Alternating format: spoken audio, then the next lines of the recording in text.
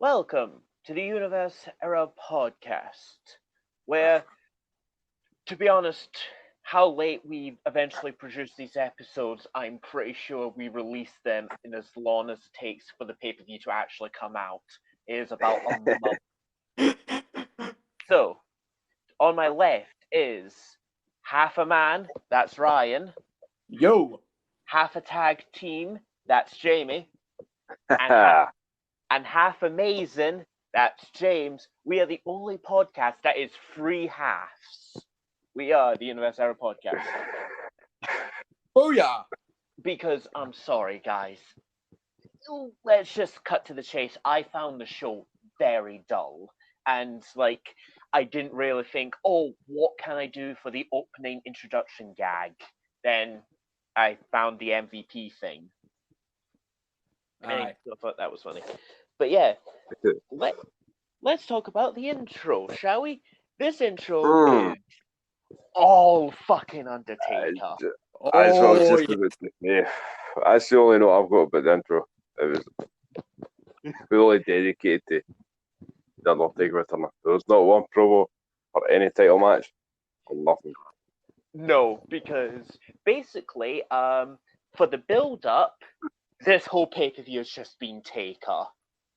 Everything else has kind of been like, yeah, we have this match Unforgiven, but, we've got another pay-per-view a bit later. The only thing that's really been like, you should buy this pay-per-view is it's The Undertaker. And definitely. I have a note that says here, this is Ryan's first time seeing The Undertaker. Yes, it is. This episode was my first time ever seeing the Undertaker in an actual match. Oh, how do I describe The Undertaker? In my words, freaking awesome. Ryan, basically, you could put The Undertaker with all the stuff they say about him in wrestling. So in kayfabe, all the shit that The Undertaker can do, you could put him in a superhero comic as a villain, and he would fit perfectly. Oh, definitely. I put down as for the intro for me. I thought the whole Undertaker coming back alive thing, I thought that was just brilliant. Man, because I knew a wee stuff about the Undertaker, but just watching that, I knew I was going to be in for a real treat. I have to admit, I've really got into the opening. Because since I've been watching the weekly television, I've been kind of seeing snippets of that intro because they've been slowly doing bits of that intro building to the match. And I will say, I don't know how, but the little girl just going, have you ever heard the story of the man who could never die? They buried him alive and he came back. They set him on fire and he came back. And apparently my little girl is Dusty Rhodes, baby. I don't know why. I was going for little girl and then it just turned into Dusty Rhodes. But I think every promo would be better if Dusty Rhodes did it. Let me tell you something, baby. The American Dream would like to tell you a story. The Undertaker. We all know The Undertaker. He's back, baby. But also, this is the 10th annual Unforgiven. That shook me because I did not think we had 10 of these.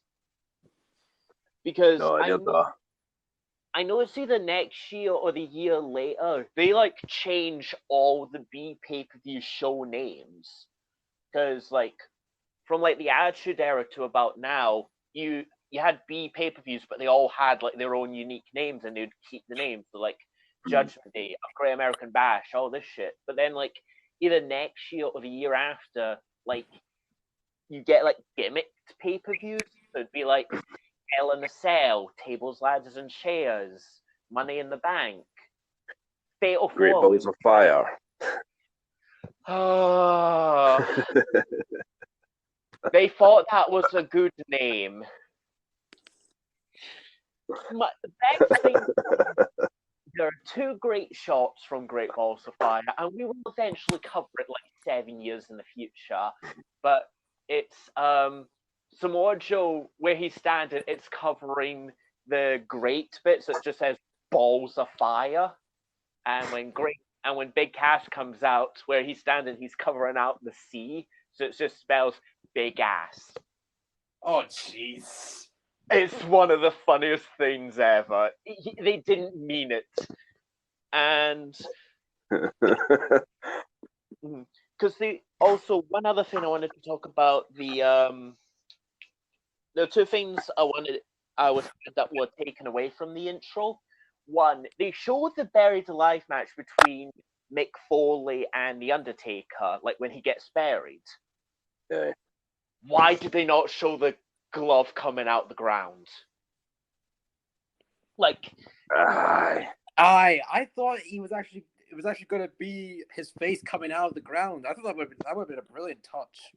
because in 97, Ryan, when we cover The Undertaker, because we're doing two specials on The Undertaker for you, we're going to show you the buried alive match. And basically, in that match, he gets buried alive, but then like a lightning bolt strikes the tombstone, and then his hand pops out the ground, and then that's the end of the show. But it's like, no, you can't kill The Undertaker. He is still alive. And I love this intro, but you want to know how they could have ended it perfectly. They do the whole Undertaker's still alive bit, and then boom, just play the gong. That's what people think about. Also, so our first match is CM Punk versus Elijah Burke. Let's just say a lot of stuff seemed to have happened on the weekly television. And I wonder where people can find out where you can learn about the weekly television. One of you ask me where you can learn about the weekly television. Where can you learn about it? Well, Jamie, I'm so glad you asked. But right now, on our Anchor and Spotify, you can listen to me talking about the build to Unforgiven, where I do short 2-minute reviews of Raw, SmackDown, and ECW of every week, building to this. And that's where I talk about CM Punk beating John Morrison for the ECW title in their best match. Because you know how we've been talking about how, CM Punk versus John Morrison hasn't been as good as you'd think it'd be. It's been two letdowns. Their match at ECW was as good as you'd think it would be. It was a fantastic match. And then you also get Jeff Hardy beating Umaga. Jeff Hardy's now IC champion. Does he actually not defend it on the show? No, I don't think so. Why isn't he defending off the show? But no, but you might. Something I wanted to ask you, but I'll do it right now before I forget. Haven't you noticed there's a couple of members of talent who aren't on the show, who've been on the last couple of shows? Like, for example, King Booker, John Morrison, Mr. Kennedy, Umaga, couple of other people. Aye. They were. I never thought of that when I was watching it, but now when you say it, It's like a lot of things changed in a month. Basically, a lot of them have been suspended for 30 days for taking steroids. Oh, jeez. Basically, what happened was, this is the very, very, very compressed version. There's more stuff to go into, but basically, a doctor got caught selling steroids, and he said, I sold this to a bunch of wrestlers. So those wrestlers got suspended because this is only like 4 months after the Chris Benoit incident. And I was just going to say that. What a time. Yeah. What a time to do that. Yeah, like steroids were considered a big reason of why Benoit did what he did. So, yeah, the WWE were like, we are not fucking taking any chances with steroids. You're suspended. Because the spotlight was still on them at this time. Oh, yeah.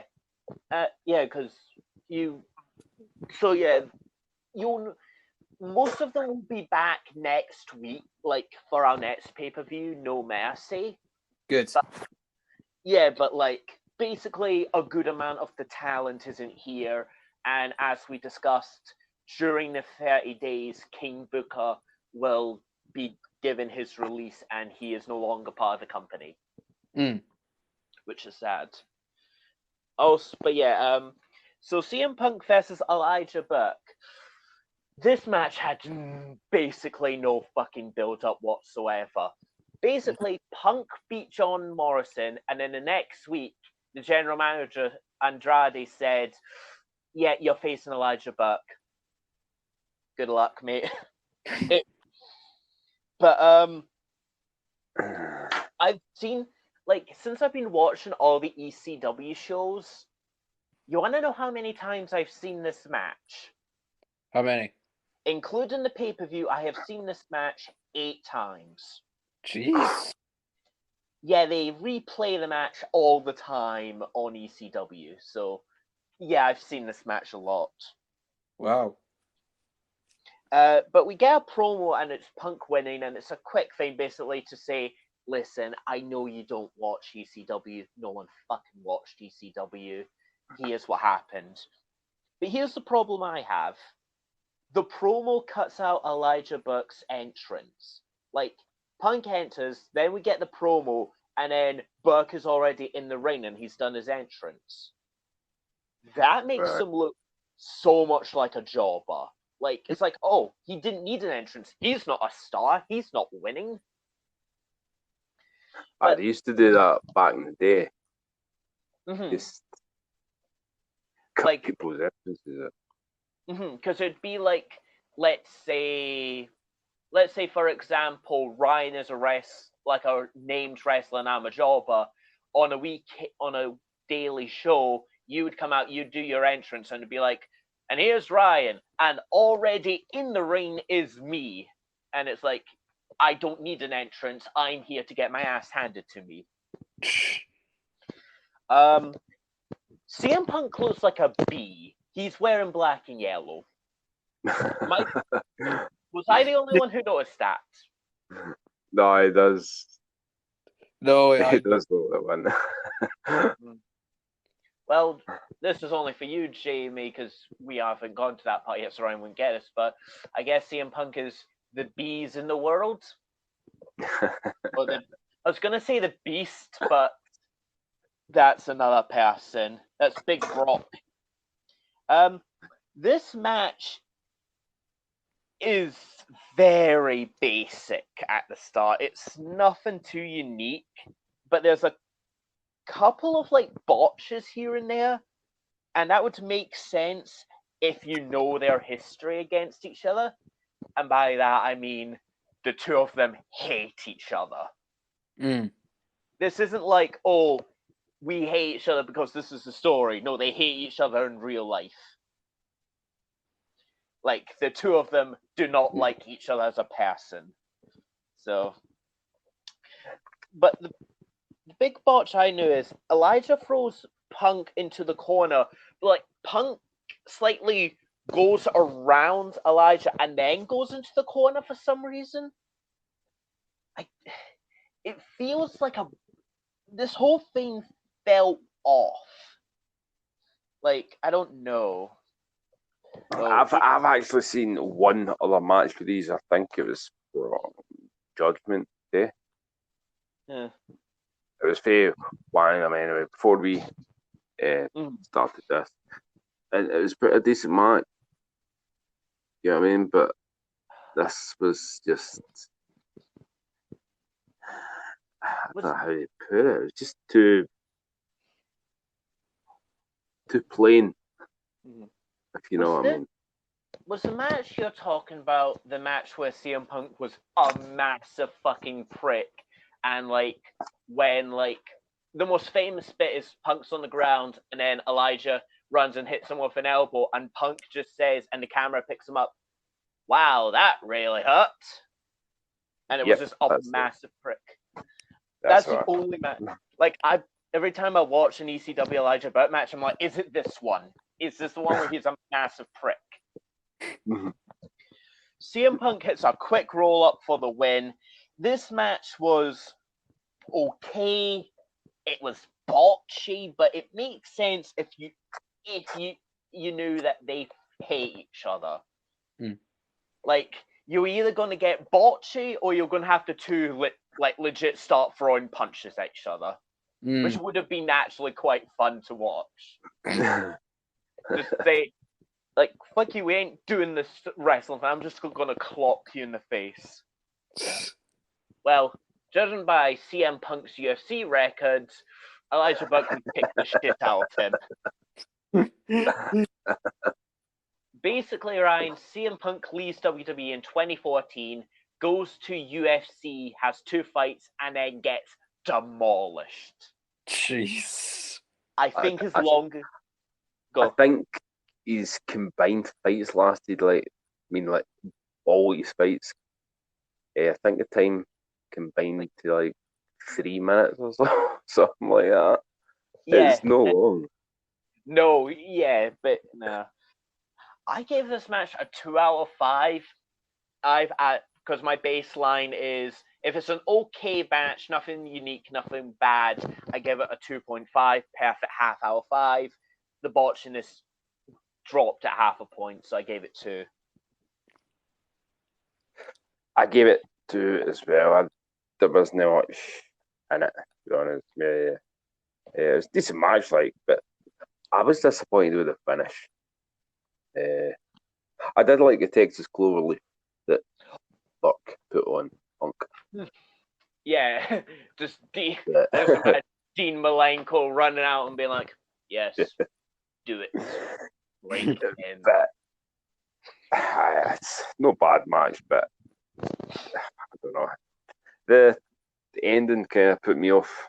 I only give it a 2. And did you give this a rating, Ryan, or Yeah. we...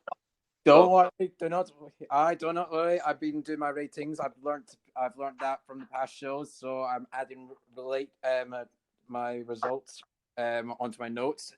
I too, as well, gave it a 2 out of 5 as well. Okay, so no one's a heel in this match. Nah, I think for me, I would say it was a good starting point to the entire Unforgiven, and I liked some of the moves. I liked Burke's leg bender hold and the face slam and John's court screws, and then the kick slam as well, and it was a good start to the match, and although it was really funny was that they were doing a wheelbarrow hold as well during the match as well. I just thought, what is this, sports day or something?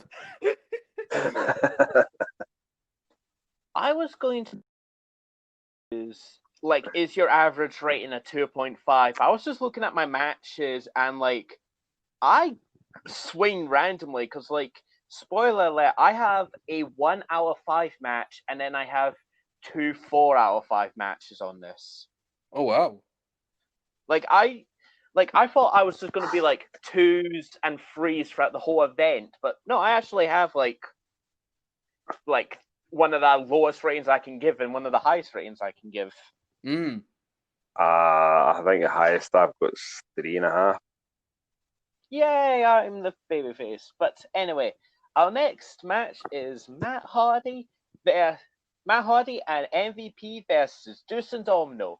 You might be wondering, the fuck, mate? Again. That's the first thing I thought to myself, another title change that we do not know. Yeah, these two just fought on the last one, and this one, they're champions.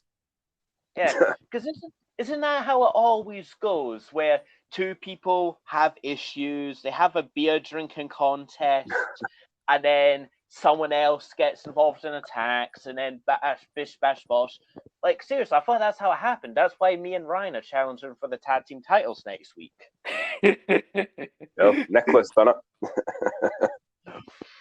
I love Nicholas.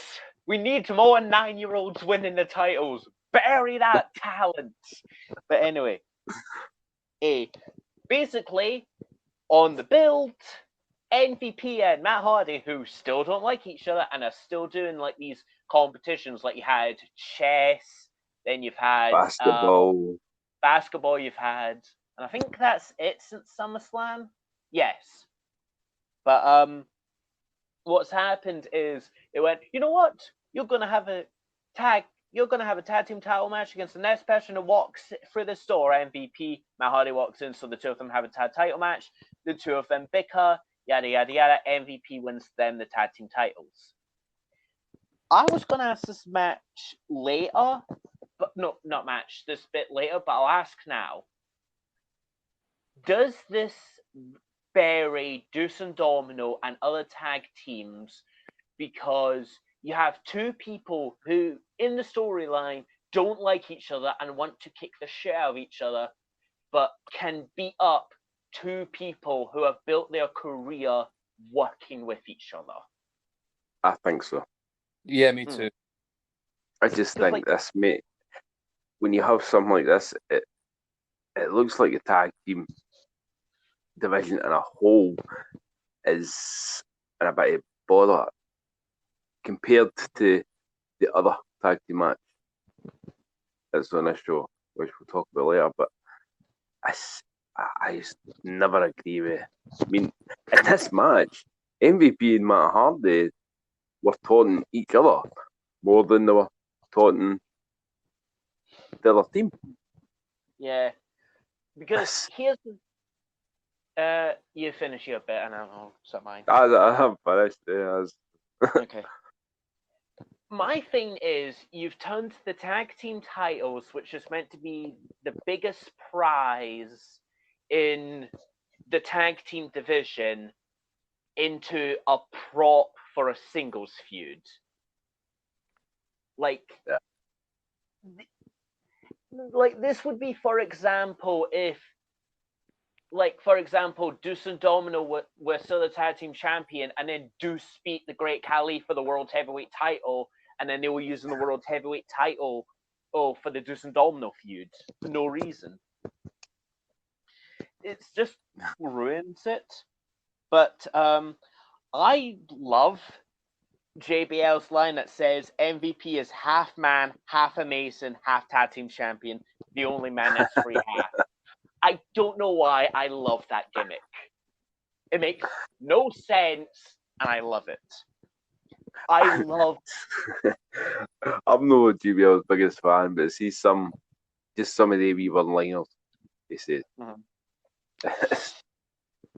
He has one a bit later that I kind of have just underlined under holy shit, what the fuck is this, JBL? But we'll get to that later.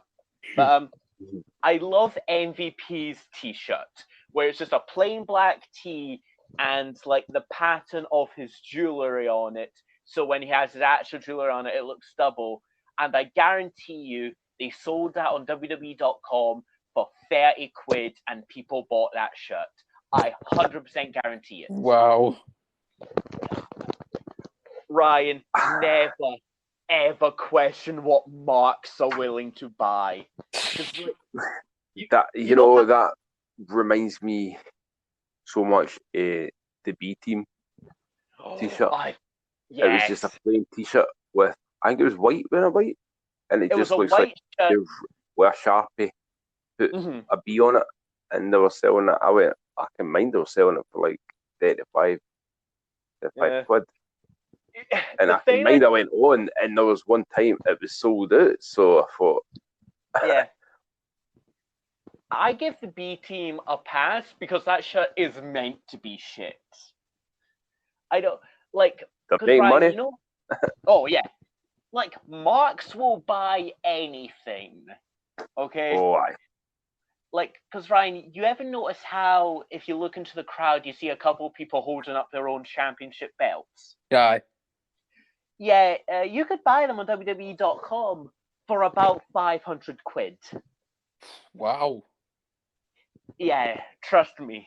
Never underestimate what marks are willing to buy. No, I'm No, I do believe how much people would buy just to get certain stuff. That's true. That's case right there. I don't get me wrong, I'm offered like belts, but I wouldn't pay the prices that WWE.com's asking. You can go. There's sites that can make them now. Mm-hmm. You know what I mean? So, and people buy them, and sell them, so you can get them cheaper. Yeah. When the Fiend debut his belt, didn't they sell the replica for like 5,000? Jeez. And people would bought that. Daniel Bryan style, the wooden one. Mm-hmm. A shirt that is designed to be recyclable.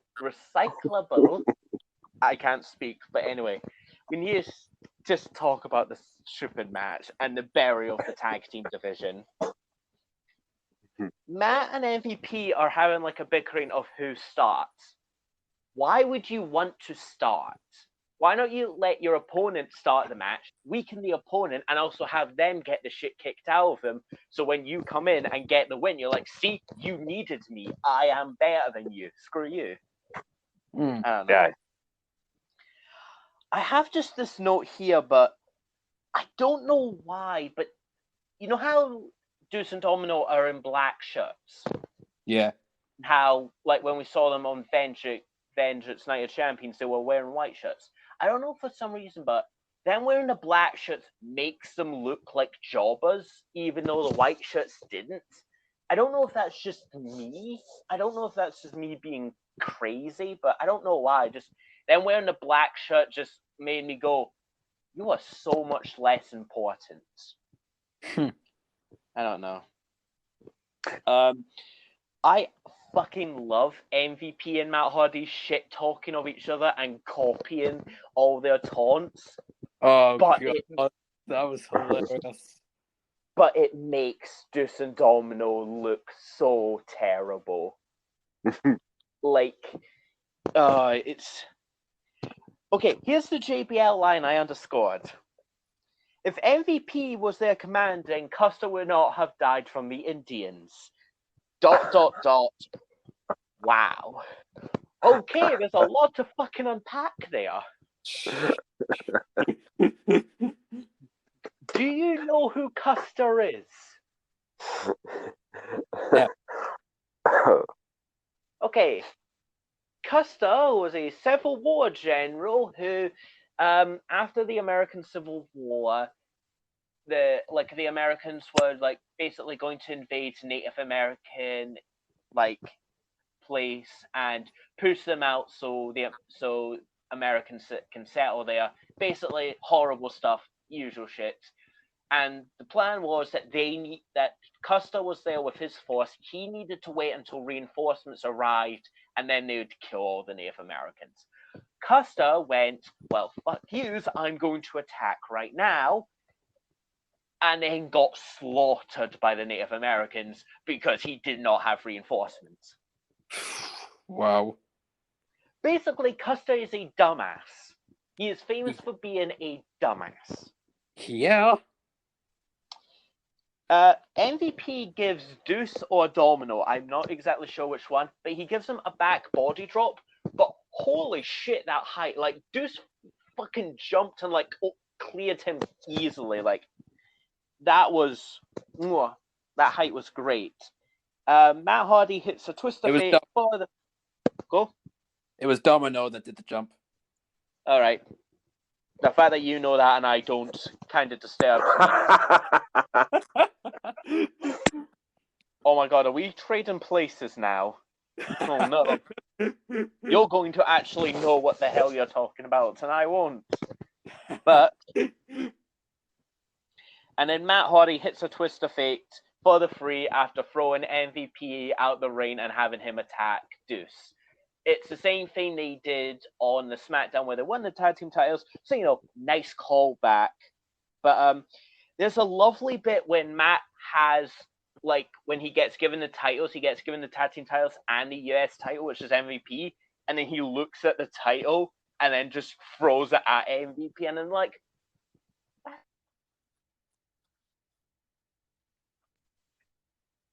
basically just saying, without saying it, that Matt still wants the title. He wants the US title from MVP. And I know anyone who actually knows anything about storytelling is, wow, that's super obvious. Basically, the only way it could be more obvious is telling us. But in wrestling, that is subtle as fuck storytelling. Normally, when it comes to wrestling, they explain everything for the dumbass in the back. I did like this match. I felt like the guys gelled quite well, and the Matt Hardy and MVP thing was very entertaining to watch, and it has been throughout the weekly television. The SmackDowns with Matt and MVP have been genuinely some of the funniest and most entertaining stuff I've watched very recently.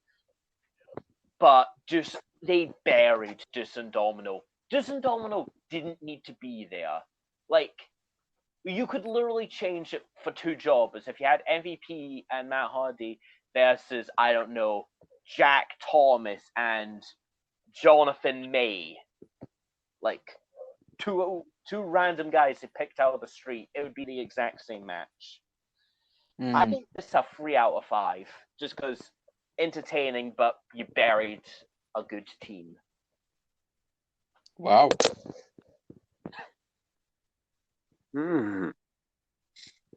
Generous, James. Generous. I thought the match was alright. Nothing special. It was more entertaining than anything else for me. It seemed like a low point for the tag teams as a division. Is it okay? Just Domino never really. Domino got my M and my N mixed up there. They never really got a chance to show anything special. Nope. But I rated it a 2. You said this was the low point of the tag team division. Which was worse? Austin Undertaker winning the tag team titles when they were feuding, Matt and MVP winning the tag team titles when they were feuding, Seth Rollins and Braun Strowman winning the tag team titles when they were feuding, and I am sure there's another one, because I remember there was at least 4 I could count. You don't even need to answer that, Jamie. I just wanted to say... I've never once been a fan of that, especially Seth Rollins and Braun Strowman. I mean, how can you defend the tag titles and then defend your Universal title against your tag team partner on the same night? I will never understand why they do that. Vince. And you get people like Dolph Ziggler sitting at home and watch it. Yeah, It's because apparently Vince hates tag teams. Apparently, for some reason, Vince just hates tag teams to their absolute core. Maybe that's because he went to that pub that night and they took every tag team. Oh, I love those stories. Like, Ryan, one thing you'll learn about Vince is there are a lot of Vince stories. Like, for example, the time he got drunk and he asked every single tag team to hit them with their tag team finisher on him. Jeez. You had the time when him at 70 years old, basically the story was that Randy would kick him in the head. But since, Vince is his boss and is 70 years old, Randy was going to be like, okay, I won't kick him at full force and I won't kick him in the head. I'll kick him in the shoulder and I'll act like I kicked him in the head. We'll be good. And Vince said, no, you kick me in the head as hard as you can. Wow. Vince, basically, don't bet any money with Vince McMahon to do something because you've lost your money. If anything, Vince will do it just to spite you. It kind of reminds me of me on Truth or Dare. I mean, if you dare me to do something, I'll probably do it. I think the slight difference is you aren't telling the people who work for you to try and kill you when you're 70 years old. No, Oh. that's a bit much. I kind of want to be alive, so just. I wish my boss would do that. Oh, if only, Jamie. But we have to move on. We have to move on. But one thing about Vince is he doesn't care what he's got to do for a storyline. I mean, if you're willing to get a cobra to munch on a wrestler's arm, if also like Vince, he also hears stories that one of his philosophy is he wouldn't ask a wrestler to do something he wouldn't do. Like, for example, at WrestleMania 12, Shawn Michaels makes an entrance where he comes in on a zip line, and that's his entrance. But to make sure what Vince did that entrance first, it's weird. It's so weird seeing it because that suit he had on must have been like $1,000 or something. Mm-hmm. And he's just down for the ceiling. I wouldn't even do that in a pair of £10 jeans for Asda. You know what I mean? Never mind a £1,000 suit. Mm-hmm. But Ryan, what did you think of this match, and what did you rate it? Well, I thought MVP and Matt Hardy. Oh my god, they were like a comedy duo. It was like watching a cartoon of two guys trying to work together. But it was like watching Tom and Jerry. I was like, no matter what they do, they will try and just be better than the other one, and then making fun of each other, their toys, and doing all the competitions they've had, and now they're teaming up. I just thought, jeez Louise, are they actually gonna win this just to try to be better? I mean, is this gonna be like Austin St. John and Jason David Frank of wrestling or something? Maybe. Ryan, I have a deep cut for you, Ryan. Would you say this is like watching two nerds talk about Torchwood? Oh yes, yes, definitely. For those of you who don't know, you can go on to Two Nerds Talks, the YouTube channel, and you'll see me and Ryan talk about nerd shit. Basically. Yes. You're funny. I've actually watched that. Oh, I'm so sorry, man. But anyway, you're gonna be in for I like it. treat. You're gonna be in for a real treat. I like that. Also, the last episode we uploaded it over a year ago. Yeah, it tells you how long it's been since we've met each other face to face since all this happened. So. Yeah. Yikes. But, match rating. Alright, well, overall, I thought Deuce and Domino's car was a bit odd. I just thought, what? So I thought it was a bit weird, but Deuce and Domino, they had no chance against those two, and MVP and Matt completely just keeping just stealing MVP's pin for the win of the match. I just thought that was right revenge for what he did the last time. So my rating was 1.5 out of 5. Oh, Ryan to you. Oh shit. Oh, okay. Yeah. You know what I have got written down is it was like Matt Hardy MVP. It was like watching something like The Simpsons. Yeah. I'd get some reference in there. Yes. Thank you, Jamie. You've been listening to me about getting Simpsons. I was going to try and fit one in. Normally, we would skip like these, because I'm planning on skipping the Batista building up to the triple threat. I wanted to mention the Rey Mysterio on WWE Mobile talking about the triple threat.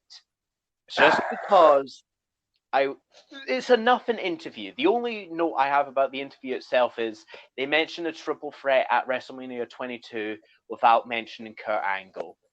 But I understand he's no longer with the company, and if you're not with the company, you're removed from history. But remember, this isn't now. This isn't 2020 where we all have smartphones. This video would have been on a 2007 flip phone. How awful must that video quality have been? That must have been like Sent through BBM. that must have been like 6 pixels and being like, yes, I'm Rey Mysterio, yes, Booyaka 619. Like, They uploaded it to Bebo. yes. Oh, Jamie, you have no idea how deep of a cut that was.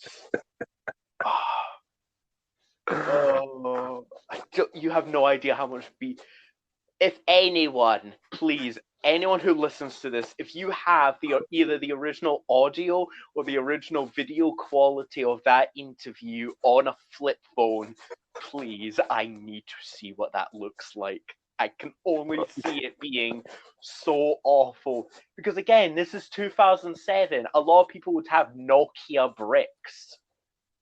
I can guarantee there's somebody out there was still got the same flip phone. Oh, 100%.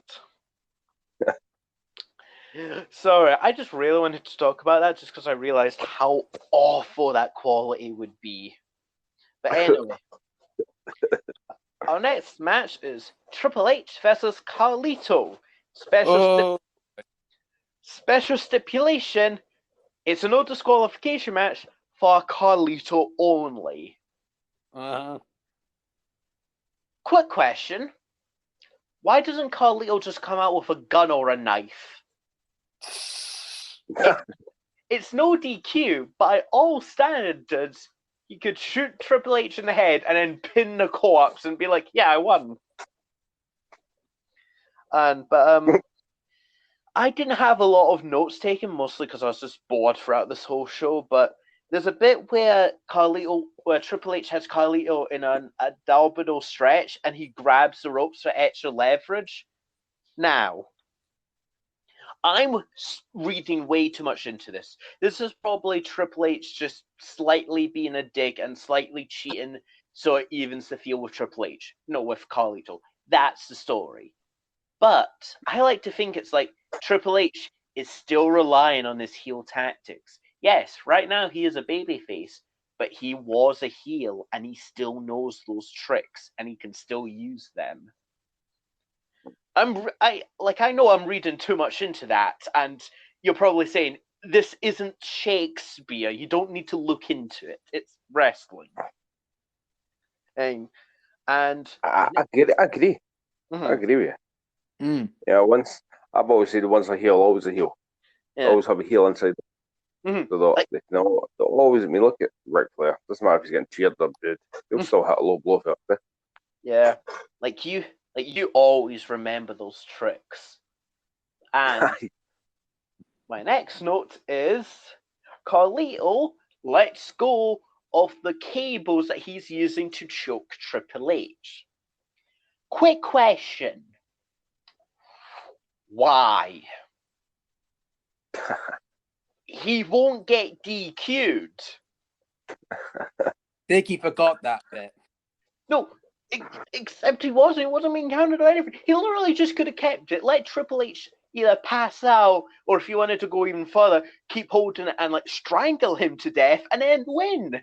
I was so angry. Carlito uses freedom powder, or is this just cocaine? Like, they had already, Triple H talked to Carlito before the show and was like, hey, after the match, you want to, do a line of cocaine after?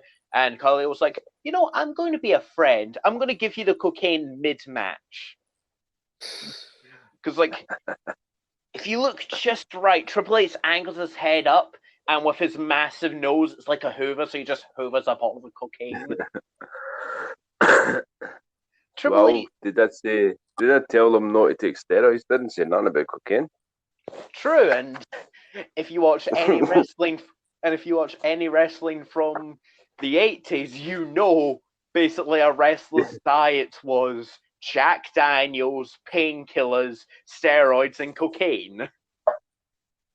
Fuck it. They took cocaine like we take water. Yes. Well, they better not like how I drink water, because I drink like 6 bottles a day. Ryan, that is nowhere near the amount of cocaine they did in the 60s. No, not the 60s, the 80s. Trust me, Ryan, I will show, when we show you some rest, because actually, no, I have a perfect story.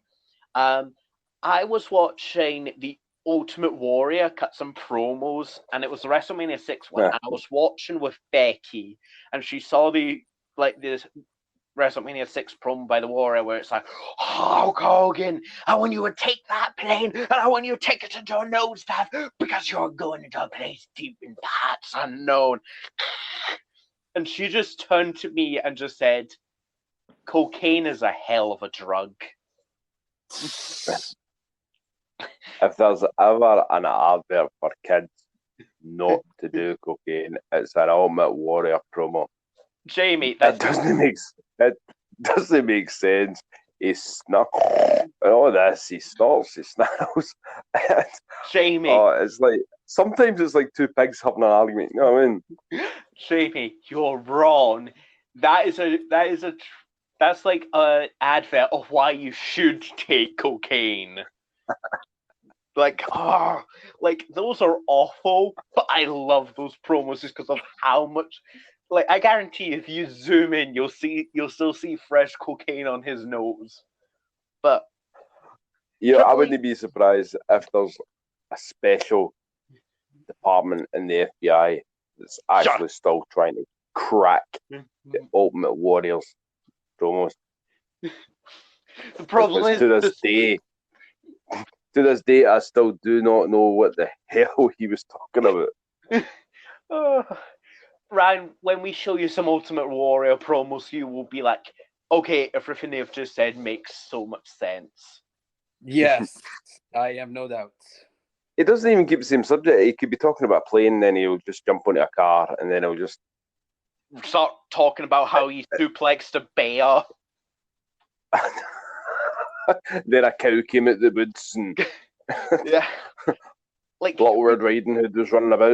It's just the weird stuff. Like we were talking. I tell you, I would not want him to. If I had a young kid, that's one person that I would not want to read my child a bedtime story. Sorry, give me a second. I just need to get this right. So let me tell you something. Oh, dear. Humpty Dumpty sat on a wall, and Humpty Dumpty fell off the great wall. Yeah, it's the power. I take it Anchor's an Ultimate Warrior fan. No, it couldn't handle the power of the Warrior. It's funny I used when he started busting out a promo with Warrior, and then woof. I'm back. Well, now we know slagged up my Warrior. The Ultimate Warrior was a great promo person. Come on, Anchor kicking us off again. Basically, Anchor can't handle the power of the Warrior. Oh, Jesus Christ. Okay. We have to not talk about Ultimate Warrior because it will break again. But Triple H hits a low blow and then hits a pedigree for the free. This match was meh. It was okay, but totally hit the Desperate Carlito. Because he couldn't win when he could get away with anything and Triple H couldn't. This isn't just like, oh, he lost to Triple H. No, this would be like if I lost a race to someone who had one leg, like, tied up. Like, they could only hop on one leg, and I still lost to them. Like, it's, this... everything was in Carlito's favour, and he still got beat. I don't know where he even goes from here. It's like playing rock, paper, scissors with somebody with one hand. How deal is. And I don't mean that offensively to anybody with one hand. But sorry, I'm actually just trying to think. Actually, pretty much the same because you only use one hand to do rock, paper, scissors. I just realised that. Yeah. No, I feel like I'm a character on The Simpsons. It's like how do you lose a staring contest when your opponent has both arms tied behind their back? It's pretty much the same. Like, Oh, you know what? Now I feel, never mind Simpsons. Now I feel like Chris, Family Guy. Lois. It's within a Family Guy reference. Lois. But anyway, It was I funny. gave I this, stayed it, and then I thought, "What the fuck have you just said?" and that's normally my thing. I'm normally the one who's meant to say something stupid and then be like, "Oh shit, that doesn't make any sense." And then Ryan just says stupid stuff, and he doesn't even realize that's how dumb he is. I'm a heel. Ha ha ha. Hey. I'm playing the heel. It's character work because you see, I am a performer. You can't see, but I'm like pretending I have like a skull in my hand for like the Shakespeare thing. I don't know. You've not been the heel this show yet. No, and Yeah, Ryan. yeah. Ryan's the heel. Well, to be honest, we've only talked about 2 matches, and we're in the middle of getting to the results of the third, and we tied at the first one. So, and then you were the heel. Yes. Hey. Okay. Well, yeah. Well, I didn't expect you guys to go so high, especially you, Jay. I didn't expect you to give it a 3. I mean, jeez Louise, that's the highest I've ever heard. But I've got to back Ryan up. I did not expect you to give that a 3. Thank you, Jamie. I have no, because I've always said I am more willing to accept shit wrestling if it's fun. But anyway, let's see who is the heel. I gave her a 2 out of 5. Oh, I couldn't get into this match, to be honest with you. It wasn't for me. Carlito, as you say, Carlito had no DQs. They never let him use that to his advantage and all that. I gave it a 1. Sorry, I just spat on my Coke. Pardon? Sorry, I was just out back with the Ultimate Warrior and Hulk Hogan. Carlito gave us some stuff. And let me guess, Ryan, you gave this. Well, apparently, since I'm way too nice to everything, I'm guessing you gave it like a 1 or a 1.5. You were right the first time. I gave it a 1. Am I just too kind? Like, yeah. I think so. Tonight, yes. I think you're very kind tonight.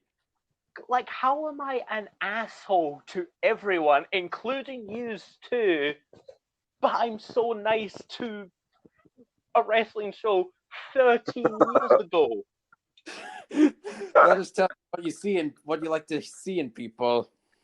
I don't know. Oh. Anyway.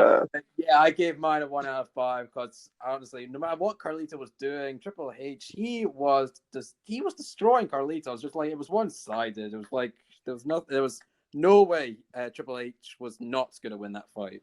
Mm-hmm. Also, Jamie, you just said something very pertinent. I just couldn't get into this match. The slogan of this entire fucking show for me. Until the ending. Like, spoiler alert, I actually quite like the last 2 matches on the show. So did I. Speaking of one-sided beat... no. Oh, boy. We'll get to that in a bit. Speaking of one-sided beatdowns, our next match is Candice Michelle versus Beth Phoenix. My notes. Yes. No, Jamie. Bad. Go into the horny corner. But no. We get... Oh, my notes are all wrong. Wait a minute. I've got the Undertaker for the match next. Oh, there we go. There we go. I was like, what's wrong? Done? Jamie, I know the Candice Michelle bits are the main event of the show for you, and like the rest of the match is like just the epilogue. I know, I know if we were booking a show in 2007, your main event would be the Candice Michelle water bottle segment. Oh yeah. But, Still no, got my phone. bad. Yeah. Of course you do. I would be disappointed in you if you didn't. Just you wait till the end. Just for now, Jamie. Just keep it in the pants, all right, mate? Just keep it in the pants. Just you wait till the end, boys, and yes. Carry on. No. I wish I just had a water bar to squish you with it. Anyway, hey, holy shit! This has a promo package building up Beth Phoenix. Did not think we would get that. However, I think this promo went on a little too long because they reused the same clips over and over again. Yeah, I noticed that. Like that kick to the stomach to Maria, they reused 4 times, and that like perfect plex she used it like 5 times. So yeah, they went a bit too long.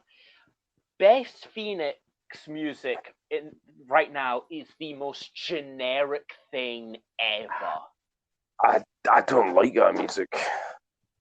And we know Beth Phoenix gets really good music later on. I love her like Glamazon, like Stronger Than You music. It's very good. JR gets Bull Meccano wrong. I think he says it as Bull Meccano. But no, JR, it's Bull Meccano, and you will respect Bull Meccano because 1, Bull Meccano is incredible, and 2, Bull Meccano will kill you. Bull Meccano is a scary woman. Like, how do I describe you wouldn't want to meet her in a dark alley. Well, I wouldn't want to meet her in a well-lit one either, but... Like, if I piss off Bill Meccano, I want, like, 20 security guards. If I piss Bill Meccano off, I want to move to Mars. She will find you and she will hit you with that top rope leg drop. Basically, Ryan, Bill Meccano is a very famous Japanese pro wrestler. The thing you need to learn about Japanese wrestling is, I believe the term is snug. Like, because you know how, like, wrestling is like, oh, I'll, like, tap you with my arm, but it'll look like I'm hitting you and you'd fall down. Yeah. The Japanese is, no, I will hit you with my arm as hard as you can. Yeah, I would see that. Like, it's the same with their chops. Yeah, I've seen like some of their chests have been actually bleeding through the chops. Like, I mean, I could take one off like a 5-year-old and I'd be running. So I couldn't even imagine. Just for the record, I don't go about letting 5-year-olds chop me. All right. Yeah, I was just going to. Steve, don't get the wrong idea there. Yeah. But because Ryan, someone described Japanese wrestling as this: they figured out a way to make the audience believe that wrestlers are hitting each other in real life. Have the wrestlers hit each other in real life? Yeah, I have no doubt the Japanese do that. They go full out. Yeah, it's their style is called strong style for a reason. Mm-hmm. Like, they don't do a lot of flashy moves, but those moves they do, like knees to the face, they fuck off. But no, they also. I want to tell you this one story about Bill Meccano, and this is why I love Bill Meccano. When Bill Meccano was a wrestler, she was a heavy woman in nice terms. Like, But when she retired from wrestling, she lost nearly 200 pounds. Jeez. She lost nearly 200 pounds and became like 100 pounds or whatever, and she became a professional golfer. I'm not making that up. She became a professional golfer. And then, some people went to her and said, hey, we're doing this Japanese show in 3 weeks, and we want to be at like a Bill McCannell tribute show, basically saying how great you are as Bill McCannell. And she agreed to do it. She then realized people won't remember her because they remember when she was 200 pounds heavier. In 3 weeks, she gained 200 pounds. Jeez. Just for that show. It's like, how do you, like, that's not even like ordering like a large meal. That's like asking like donut fat to be injected directly into your veins. Like that's like, can you like remove my calves and just replace them with like Christmas hams? But no. And now she owns a restaurant in Japan. Jeez. But no, she lost like all the extra weight. But no, Bill McCannell, fascinating wrestler. She's incredible. She's also a scary woman who would kill me. Yeah, she kind of reminds me of a female Umaga. She would kick the shit out of Umaga. Jeez. Trust me. I have just this note. This is all in caps. Right. I hate Candice's new theme. I fucking hate it. Like, okay, I'm not a big fan of dance songs that get played in the clubs. Like, the only song I listen to that's like that is the What Is Love. Basically, just because I just keep going, what is love? Baby, don't hurt me no more. That usual shit. Yeah. Beth is basically in charge of this match 99%. She fucking murders Candice Michelle. And then, Jamie, did you get this bit when Beth picks Candice up, like, near the end of the match? Did you think she was going to hit him with the glam slam? Yep, I did. Yeah, but I don't think she does it yet. But, like, she had the perfect position for that move. And JR... Oh, also, apparently Candice Michelle gets her hair pulled out in this match. Yeah. I didn't see it happen. I only seen it at the end. Like, either those were extensions or, like, is Beth Phoenix the new Bill McCannell? If so, listen, all you Playboy models and all you fitness models, just leave, because you're going to be fucking murdered, because Bill McCannell has no time for your shit. JR calls Beth Phoenix the Goddess of Pain. Holy shit, that's an incredible name. Also, why has no one else taken that name? I don't know. Like, I just like that. Did any of you notice this? The ref stops the count so Candice can kick out. There's a bit where the ref counts and he stops for a second and then Candice kicks out. Like, if the ref didn't stop, it would have been a free count there. I didn't notice that. No. It just reminded me of that Eva Marie match on NXT where she forgot to kick out and the match ended in 30 seconds. That's a real thing that happened. Yeah. And then Candice reverses the pin for the free. This match was 99% Beth Phoenix.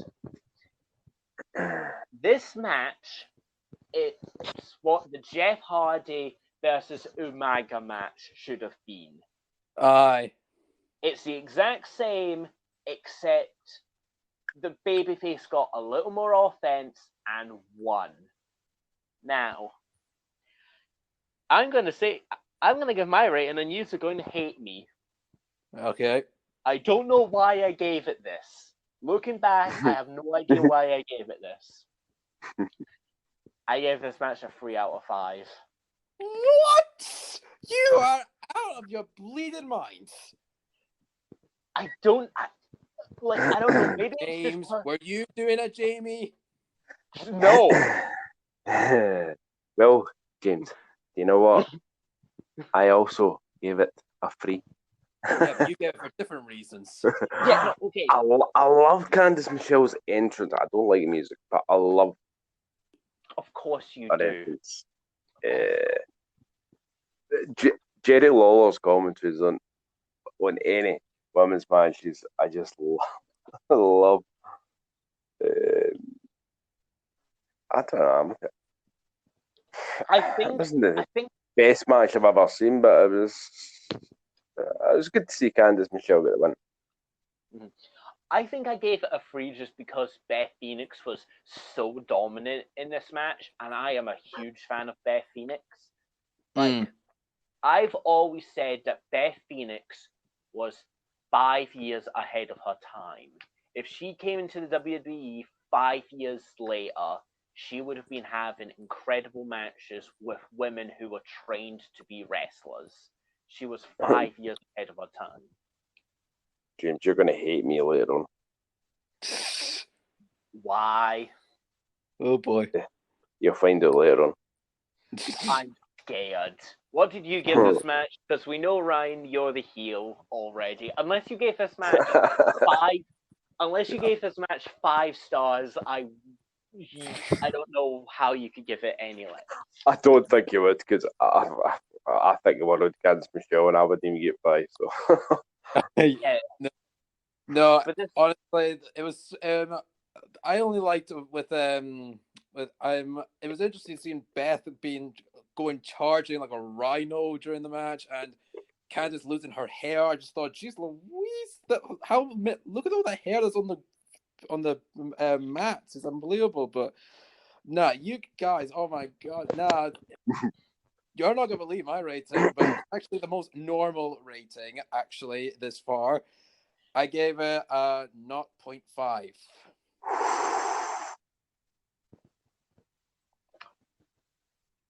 So then Anybody going to break? I was wondering when that silence was going to get broke there. No, because I had 2 things I wanted to say. One, either the normal rating doesn't make sense, because wouldn't normal be what most people say, and since it's 2 against 1, wouldn't our rating be considered the normal rating? And doesn't that mean that the average rating of this match was a 2.5? No, really, because I'm a bit biased, aren't I? Yeah.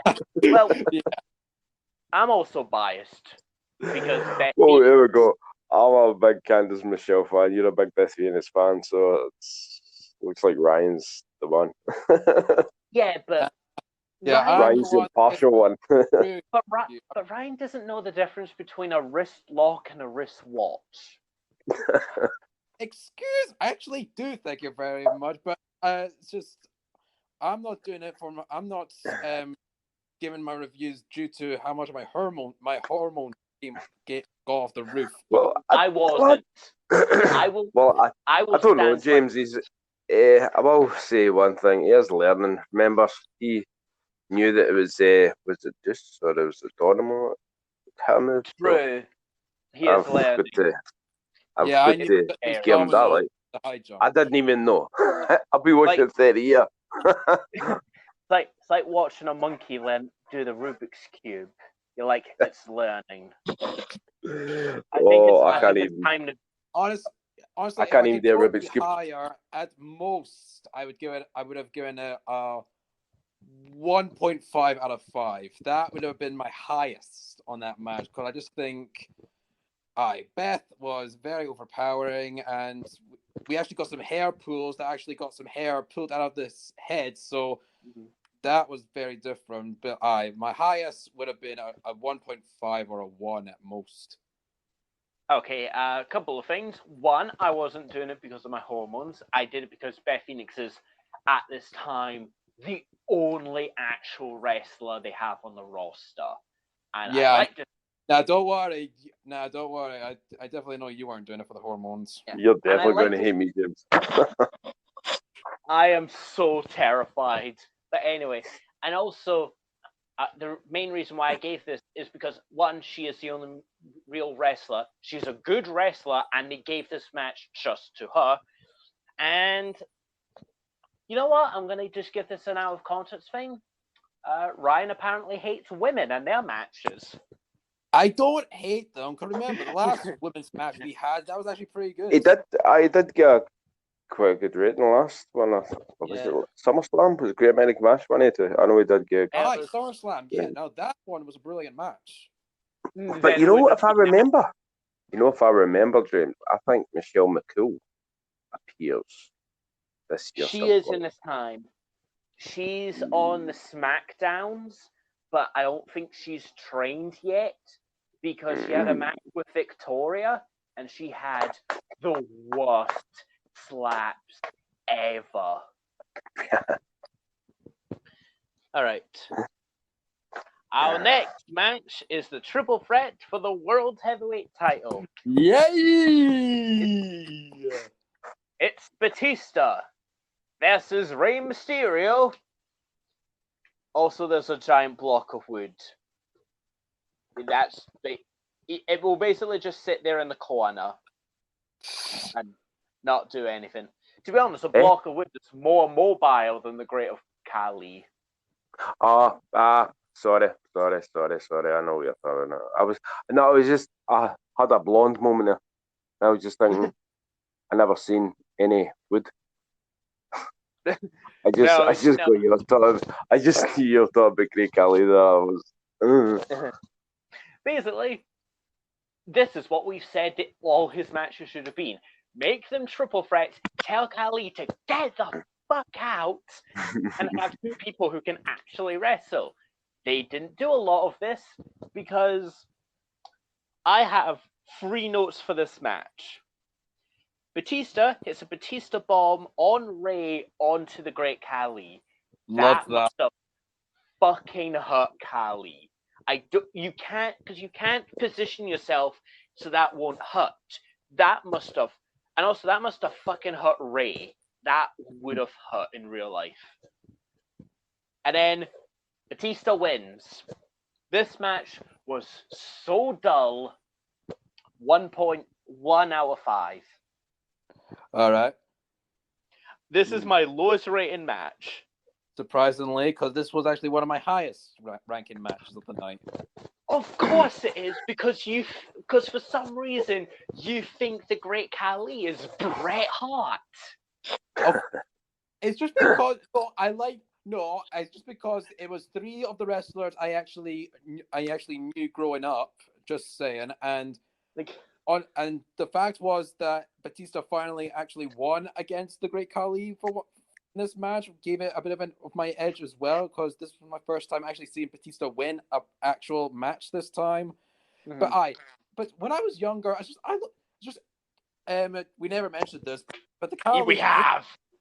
But the Khali interview before the match, he crushed a cantaloupe and a watermelon with his hands, for Pete's sake. I mean, He's done it on SmackDown all the time. He's done it. I have to say, I love the way he put Rey Mysterio's mask. That was good. Like, the only good thing that's ever come of the Khali crushing things is on the build to SummerSlam, Khali crushes a basketball, and then Batista says, "Sadly for you, basketballs don't hold grudges. I do." And for some reason, this has just turned into a meme that Batista hates basketballs. I don't know why. But, like, that's the big Batista meme, other than, of course, how big is Batista's dick? Oh, jeez. No, that's like a real joke that everyone goes with. Like, whenever a wrestler does a shoot interview, one of the questions that's always asked is, how big is Batista's dick? It's but what did you rate it, and am I the heel? Probably. Ryan gave this 5 stars. I think. Wrong. Are you sure you didn't put on Bret Owen at WrestleMania 10? Like, I understand, Khali is basically Bret Hart in skill, talent, probably as much hair grease.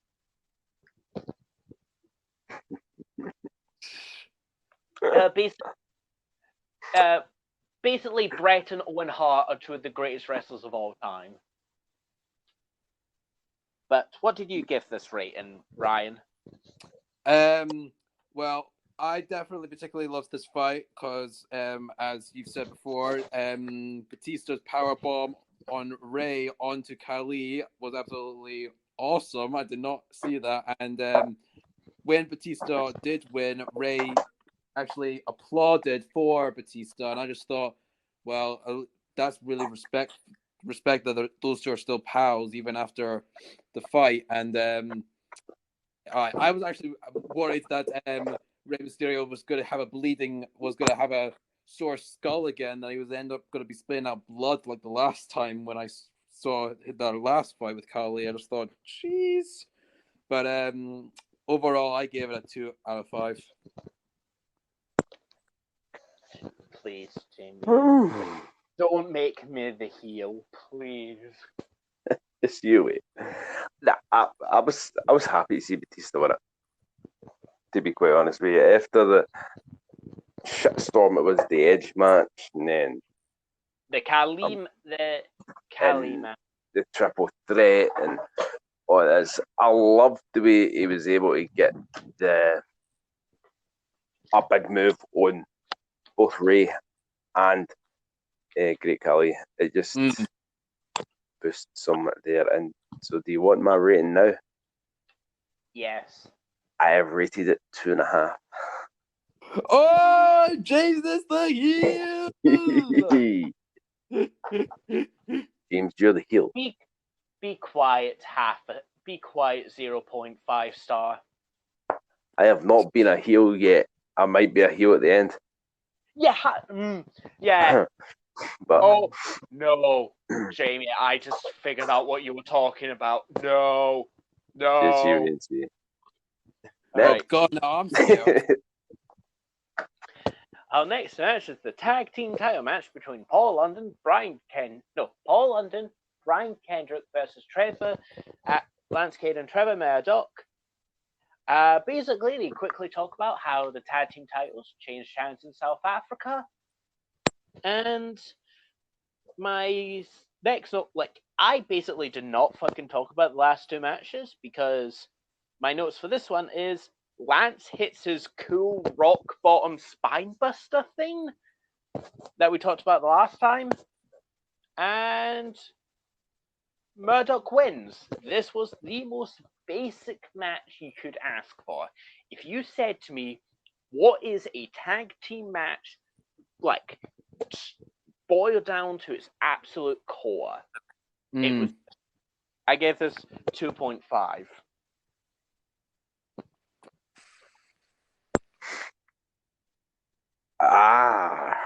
That's mine. It wasn't the worst tag team match I've ever seen, but I couldn't.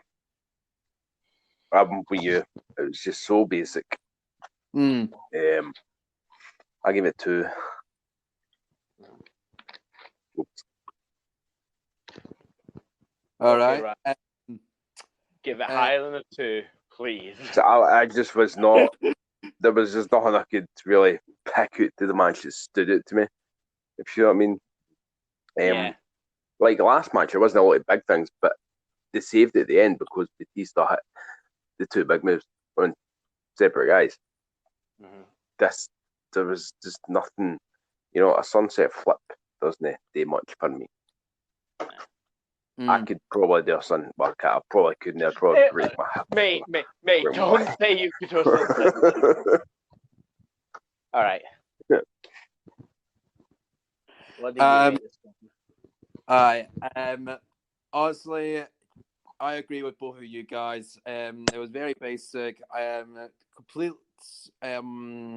great example of what a doubles match would be like. So I was a 2 out of 5 as well. Damn it, Jamie! Why are you escaping being the heel? Because I can't give two people the heel award. Well, remember, apparently at the end, he's supposed to be the heel in the last match, which I can believe. So that is going to be very interesting. All right.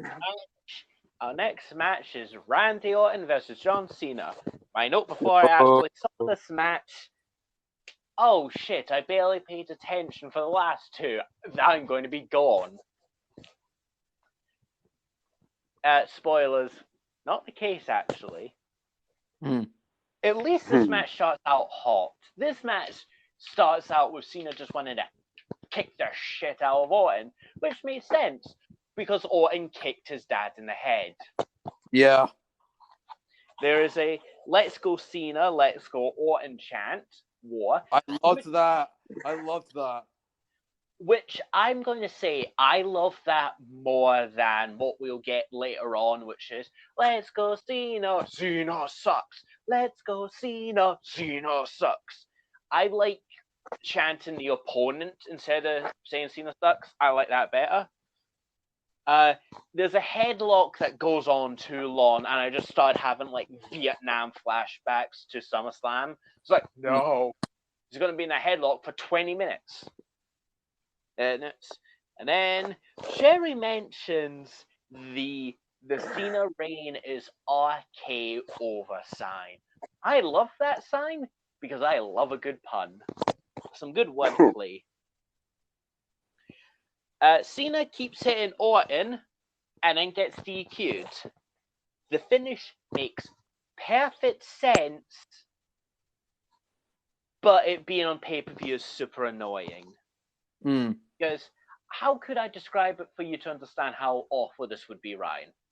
Imagine you're watching a TV show and then the season finale leaves on a cliffhanger, but it says, this will be concluded in a movie. So, you have to go to the cinema and you have to pay to see the movie. And then the movie ends in a cliffhanger and it'd be like, this will be figured out in the next season of the show. And it's like, well, like, I enjoyed the match. I enjoyed the movie and you did good stuff. But I came here to see a conclusion. But, and then Randy goes to hit Cena's dad, but Cena attacks him, puts him in the STF, and then Cena's dad kicks Orton in the head. My note is, if this happened in real life, if someone jumped over the barrier, security would kick the shit out of them. Like, isn't it that story of Bruce Hart tried to jump the barricade on a wrestling show because he wanted to get involved in his brother's match, and like security kicked the shit out of him. Right. And I will happily take my Uber Face Award. You know how I despised the last match at SummerSlam? I loved this match because other than that headlock for a bit, there was no stalling. It was go, go, go, go, go, punch, punch. And it wasn't even like they were hitting finishers on each other. It was just, they just wanted to kick the shit out of each other. I gave this a 4 out of 5. Wow. Now, I'll happily accept you two taking your heel awards. You may go. Well, it was better than the last one. But I don't know. I think they've got more to offer. I just wasn't feeling the true. This is the one I was talking about earlier on. Oh, okay. I thought you were talking about Taker. No. I actually forgot it just when I noticed my notes there. Mm-hmm. I don't know. It just It was a decent match. Like, don't get me wrong. I just know that they've got so much more to offer, and to end on a DQ, that's what really, boom, me right down. Yeah, like I get you're building to another show and a bigger match, and I get that, but it's like in 2007, I would have had to pay £30 to watch the show. So I can see. I don't know. So I gave this a 1.5. Oh, Jesus Christ.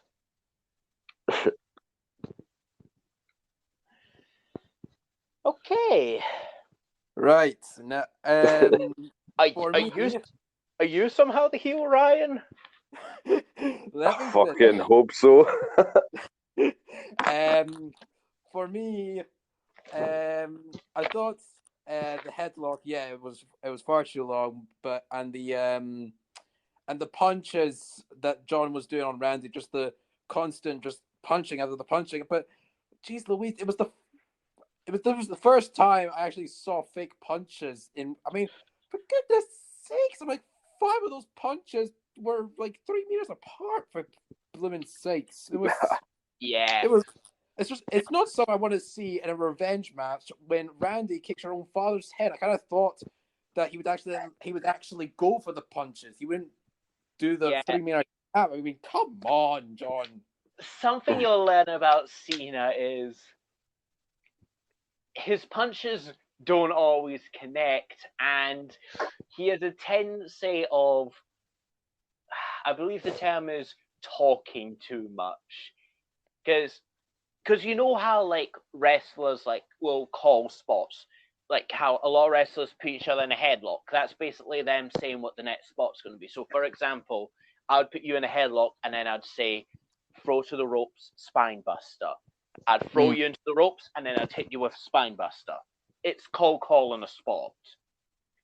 What all I can say is that headlock, I think they were planning what they were going to do in the next 10 matches. I was going to say the next that long. Yeah. I mean, I thought they were trying to arrange a date or something.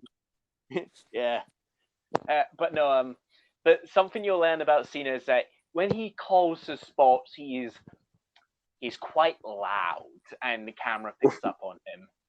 Like, my favorite one is in the 2019 Royal Rumble. Him and Roman Reigns are having a stare down, and Shinsuke Nakamura is meant to get involved and attack both of them, but Shinsuke's missed his cue, so Cena's just like, Shinsuke! No! No, Shinsuke! No! And he's just yelling, and the camera is just picking it up, and he's genuinely like, where the fuck is he? And then he gets involved. It's like, I love Cena. He is the best and the worst at times.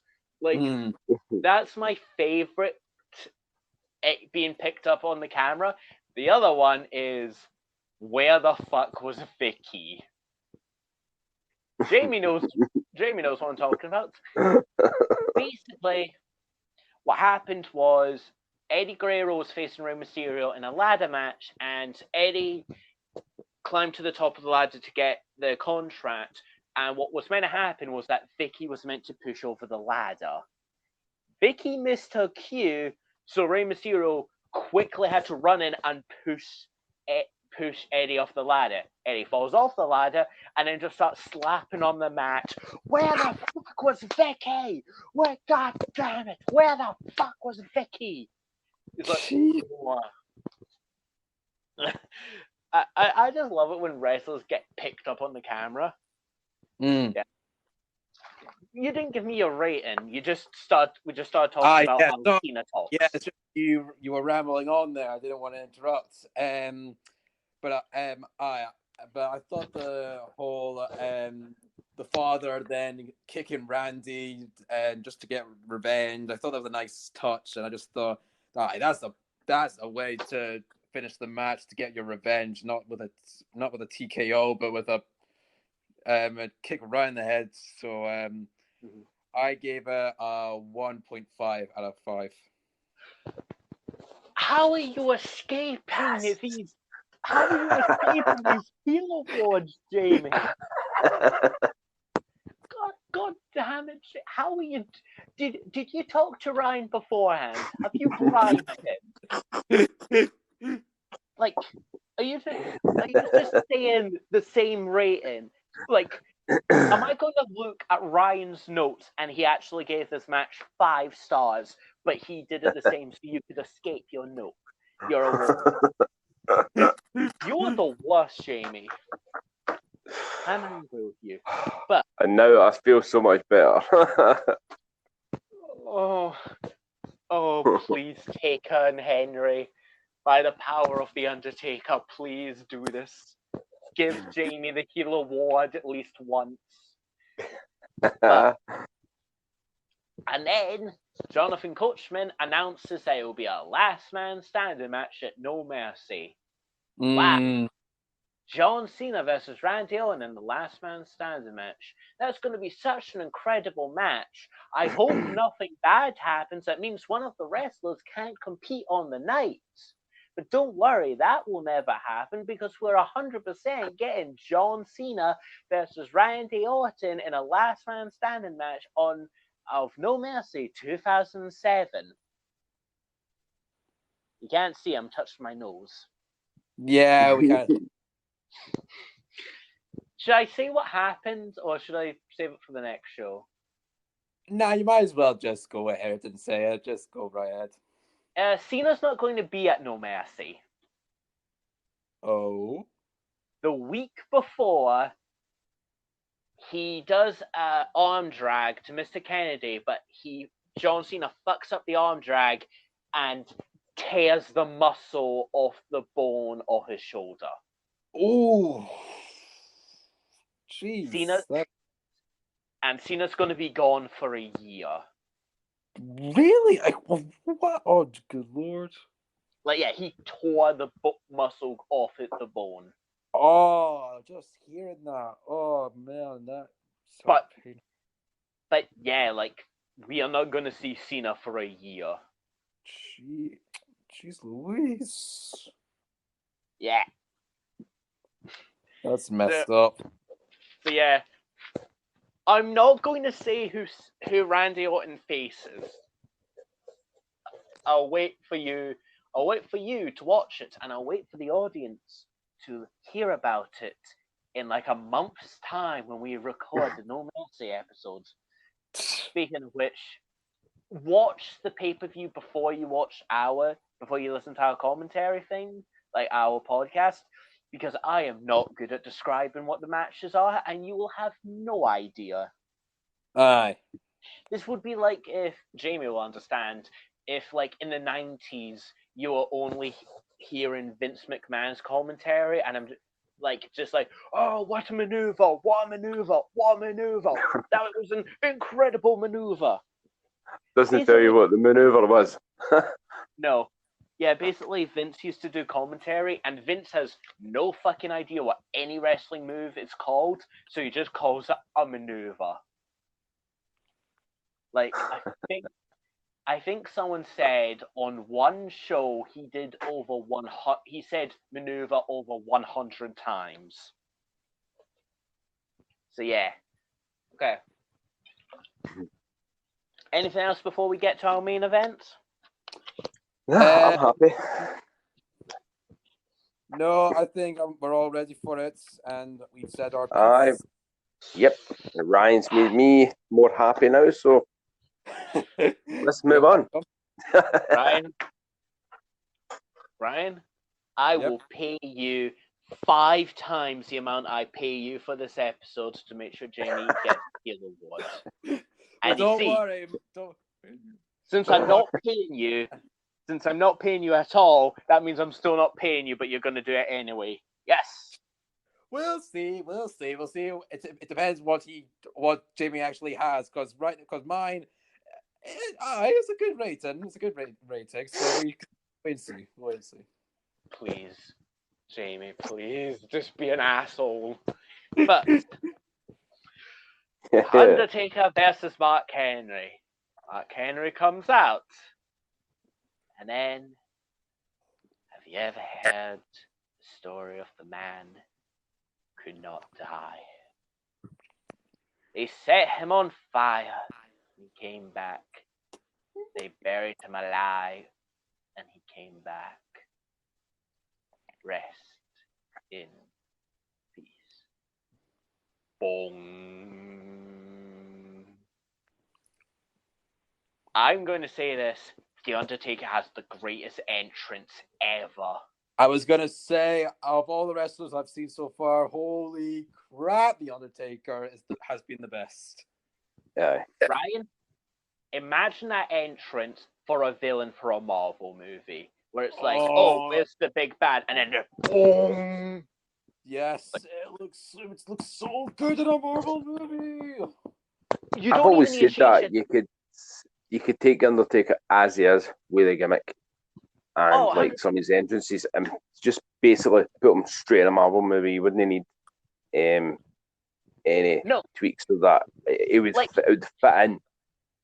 Like, keep the exact same entrance he had this night, and see, like have like buildings be on fire and lightning strike next to him as he comes out, and darkness follows him, because he is the Undertaker.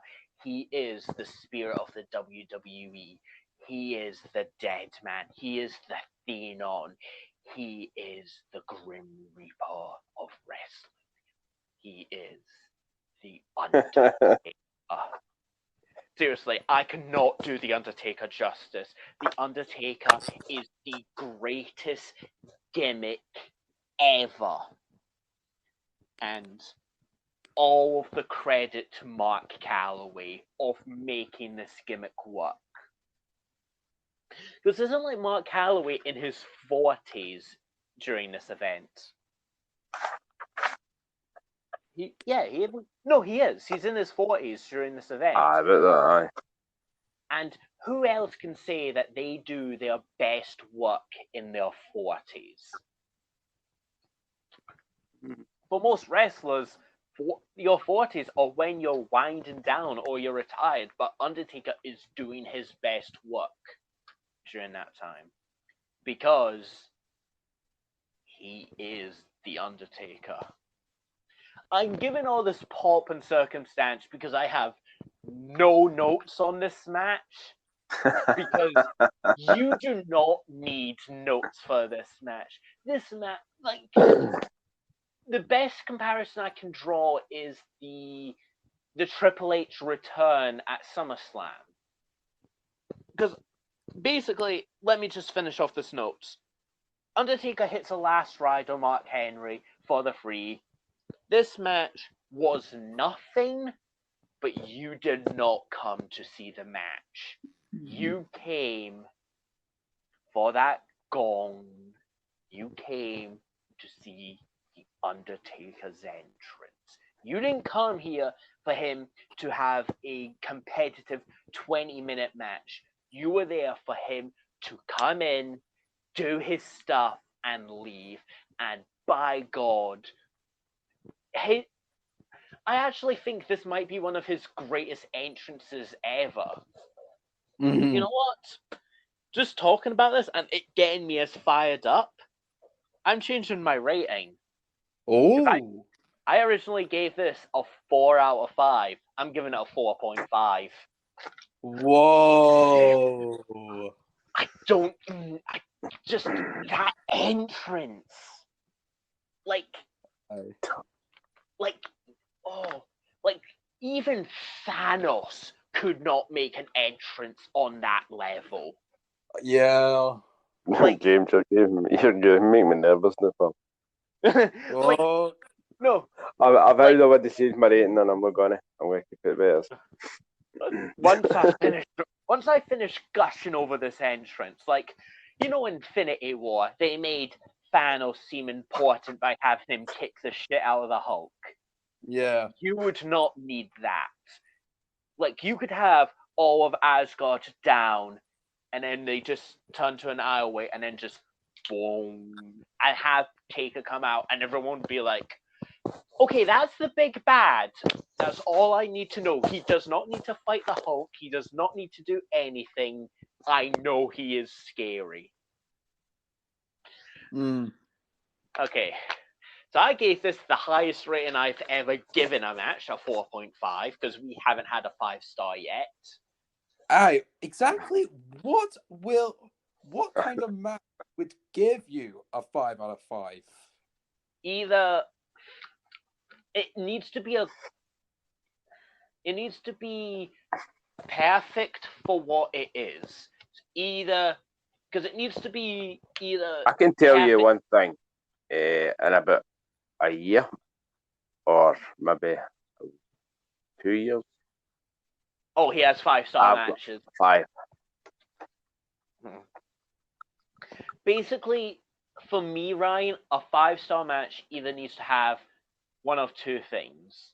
It either needs to be a perfect story, or it needs to be a perfect match on a technical level, or it needs to be a perfect match, and I go, yes! Like, wow. I think the comparison I could draw is, you know how when we did the Great American Bash episode, and I gave 2 matches my match of the night, one for it being a technical match and one for me being entertained. Yeah. I think that's how it needs to be. I either need to be super entertained and engrossed in the match, or I need to be objectively, this is a great technical match. See, this is what's good about doing this, because we're given our ratings. We've watched it for years. Where Ryan's watched it for years, so he's given his rating. He's given a different rating for us, because basically we've watched it. We've watched probably every day, every couple of days, whereas Ryan doesn't. This is what's so good about it. So you're getting no for the outside, but you know what I mean, Ryan. Yeah, you're getting somebody that doesn't watch it every week, every month. I would give the rating of the average person if they were watching it for the first time. I'm basically giving out what they would say their rating for. Exactly. So I that's what I like about it. Yeah, like me too. I think that's. And I think that's good. I think that's and good. I certainly love it on this one, because Ryan has stopped me being the heel on more than one occasion tonight. So but screw you, Ryan. Like I was going to say this in private on our private WhatsApp group chat, but Ryan, we no longer require your services. We wish you good luck in your future endeavors. Ryan, I do, Ryan. the podcast not be that easy, mate. All right. The podcast is now just me and Jamie, because I require Ryan's services. Oh, looks like I'm the tiebreaker. Looks like I'm staying. All right, but fine and Jamie, but he's your responsibility. He does anything wrong, it's on your head. If he stopped me being the heel, I'm all favour. I don't know why I put my hand up, because nobody can see me with my hand up. But no. Never mind, Chris, the Family Guy. Now I feel like Meg. But yeah. Also, I'm really interested of what Ryan's opinion on Taker is, because I've spent the last 20 minutes building up the Undertaker as basically a comic book character, and then you had this match.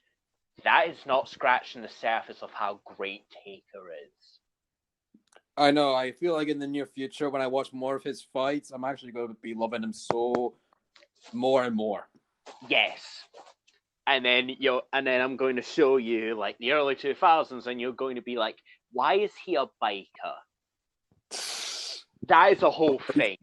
He's a biker in the 90s. That is awesome. I want to guess this. Is his motorbike has a skull and No. has flames on it? No. Oh, Ryan. Ryan, if I showed you the American Badass, you would not think that was Taker. Oh, wow, okay. Oh, I mean, No, as in, like, all of the magic, all of the mystique is taken from him, and he becomes... Oh, no, I don't want to see that. That's what makes Undertaker cool. Except people have kayfabed it. People have found a way to make it work in the timeline, where the Undertaker, or Mark Calloway, was always an American biker, but then the spirit of the Undertaker got to him. He became the Undertaker, and then he was able to expel the spirit, became the American Badass, and then when the American Badass died and was buried alive, the spirit became one with him again, and the Undertaker was reborn. So it's kind of like Ghost Rider. Yes, and fans probably use Ghost Rider as influence. This hasn't been confirmed by WWE. Like, in their canon, Undertaker left, he became the American Badass, then he got buried alive and became the Dead Man again. Right.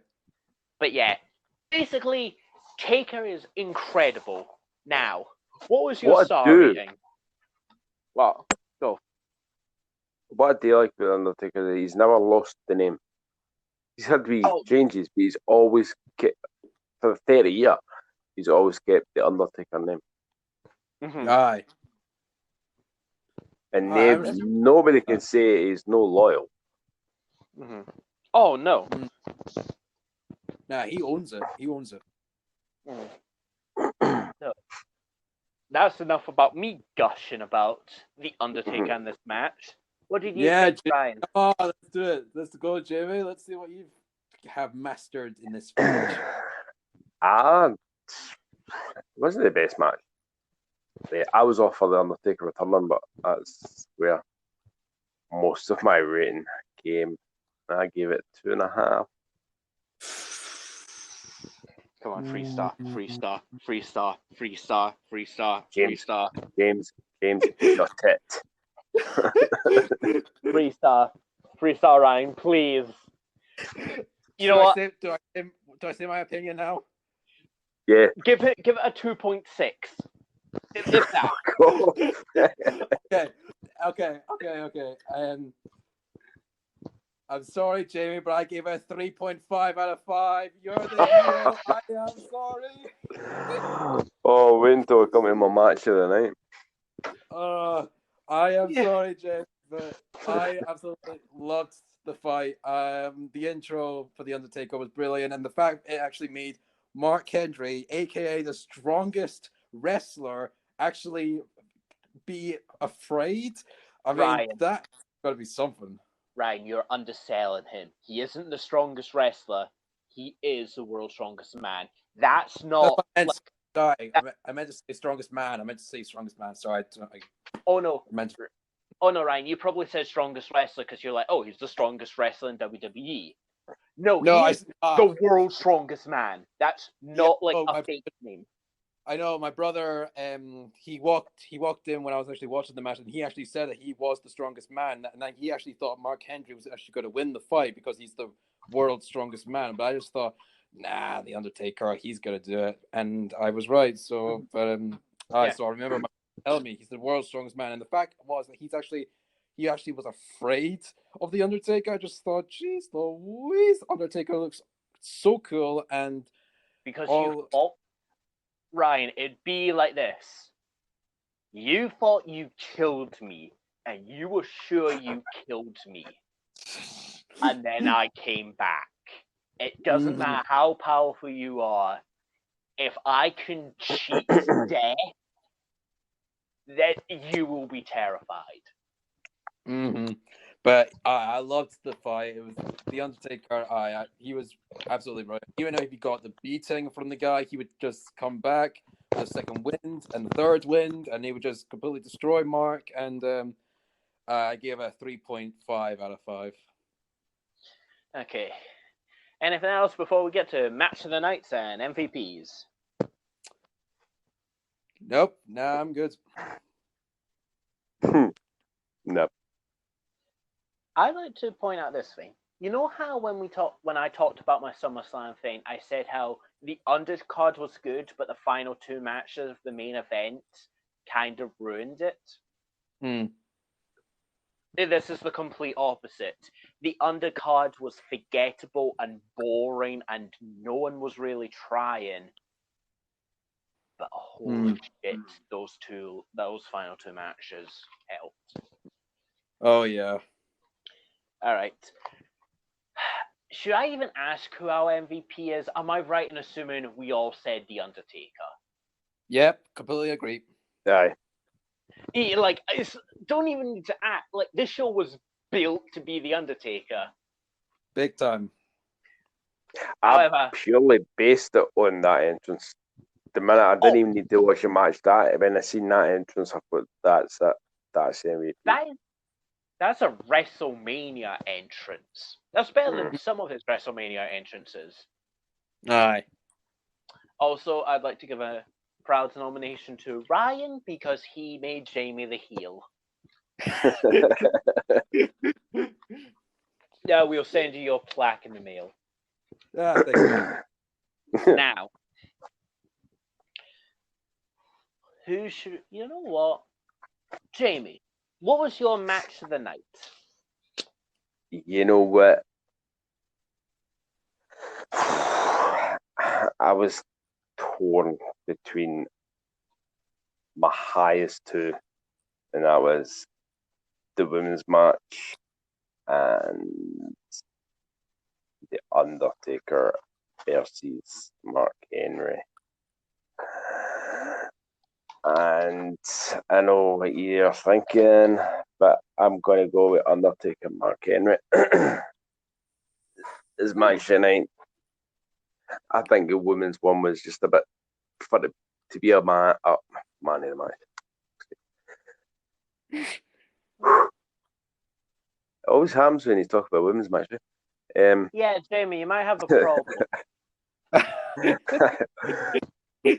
Aye. But to be a match of the night, it was just too one-sided for me to really pick that, if that makes sense, or if I'm just talking utter shit.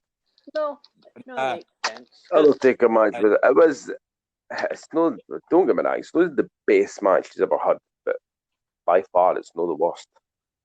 No. And I think what really seals it for everything for me is that entrance. It just drew me in. Yeah, really sells Sometimes it. if you have a shit entrance, then it kind of, oh, here we go. But that entrance, I just could not take my eyes off the screen. And that's, but I mean, as I say, it wasn't the best match, but it was by far, it was one of the better matches that Hulk had, in my opinion. Also, is that the closest a women's match is ever going to be to our main event for like 5 years? It doesn't really take a big, the women's match back then. I mean, I like Candice Michelle, I like Kelly, but they can't fight with a fuck. You know what I mean? They couldn't hit water, but so really the only person you've got there is Beth Phoenix. Yeah. But where's our competition? It's like what you have. You have Mickey James. It's like He-Man fighting Barbie. There's wow. There's no comparison. Candice, Tori Wilson, Kelly, they were all there because they had nice tits and ass. I hate saying this, but Vince had a hard on for them, and that's why they got in the show. Yeah. Let's just hope he doesn't listen to this, or I'm getting taken to court. Trust me. If Vince or anyone who in WWE actually listens to us, we have so many fucking problems to deal with. Anyway. And then suddenly the cameo situation will be out the window. Oh, I'm not talking about that right now because I want to keep our mainline episodes kind of timeless. So we're not going to touch that right now. But no, don't put that now. Basically, fuck WWE. Moving on. Ryan, what was your match tonight? I agree with everybody. It was the Undertaker's match. It's just the minutes, all the statues lit up in flames, and the whole intro. It sold me. I mean, honestly, I didn't even have to watch the fight. I mean, the minutes the Undertaker's three goons guys walked up when all the flames lit up and the lightning, and it's just like it was very entertaining. I absolutely enjoyed myself. So I am hands down Undertaker versus Mark Henry. And my match of the night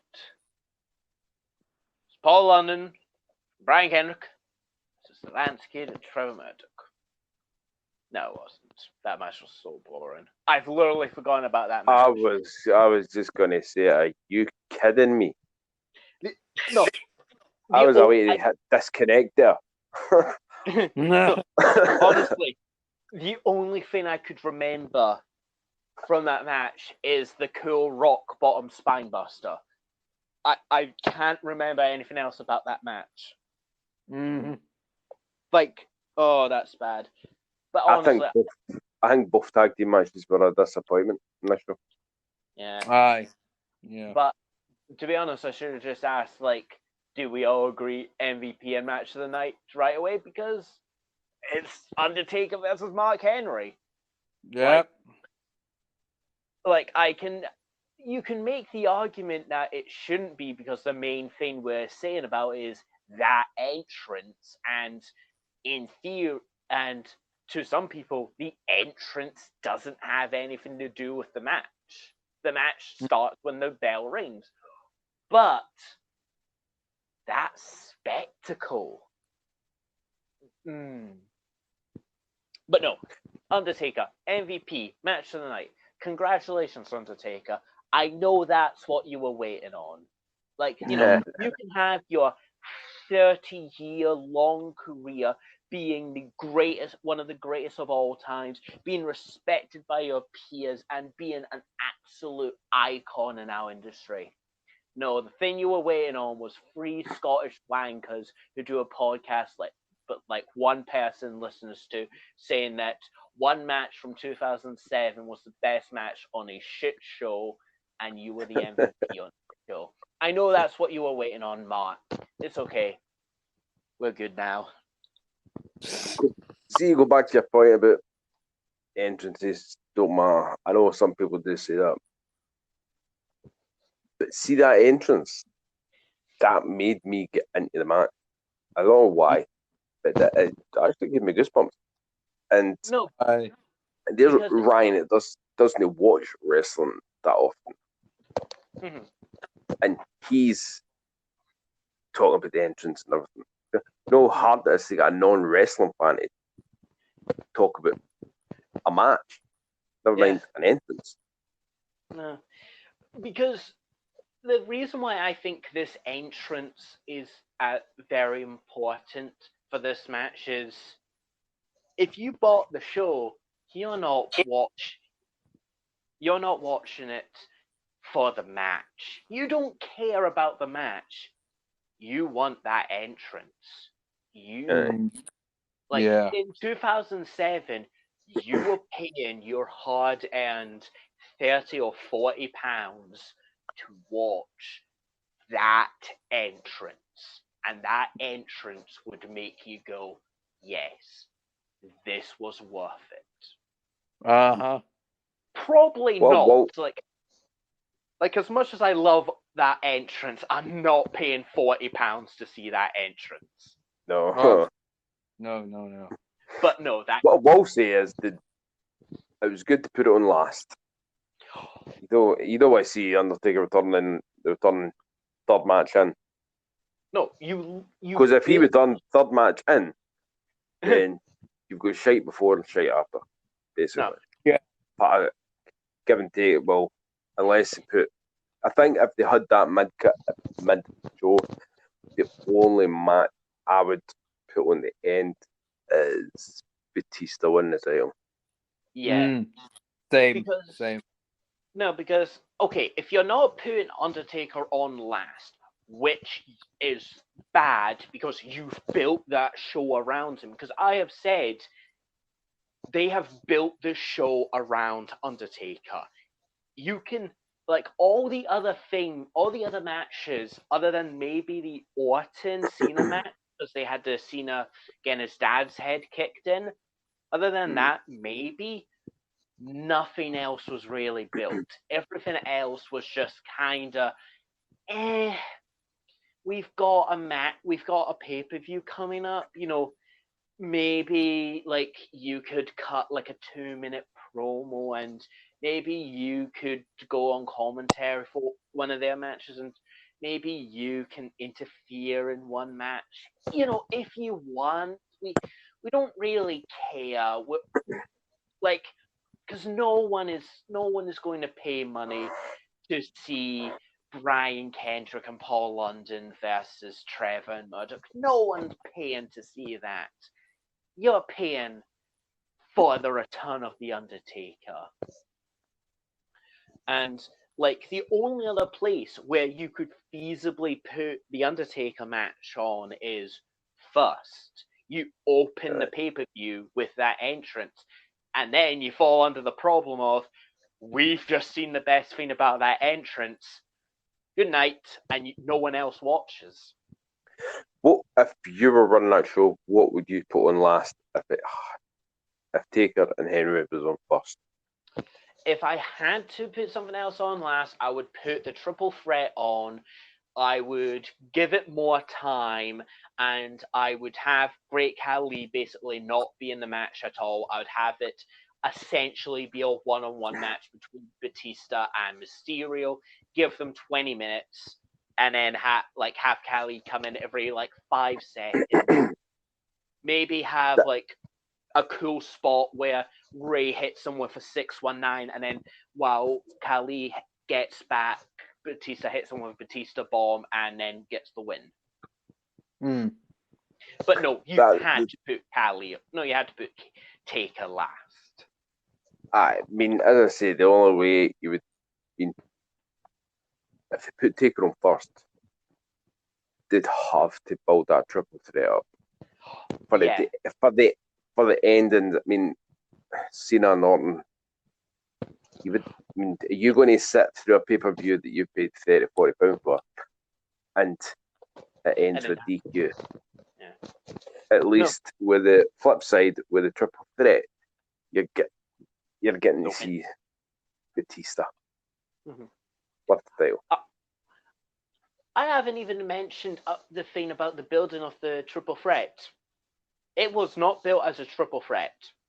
For 3 weeks, it was built as Mysterio versus the Great Khali, one-on-one.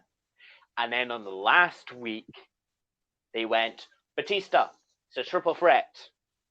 And that was it. I don't know if Batista got caught with the steroids, but they let him off early because they realized Khali is shit. Because we've had 3 Great Khali matches and all of them have been awful.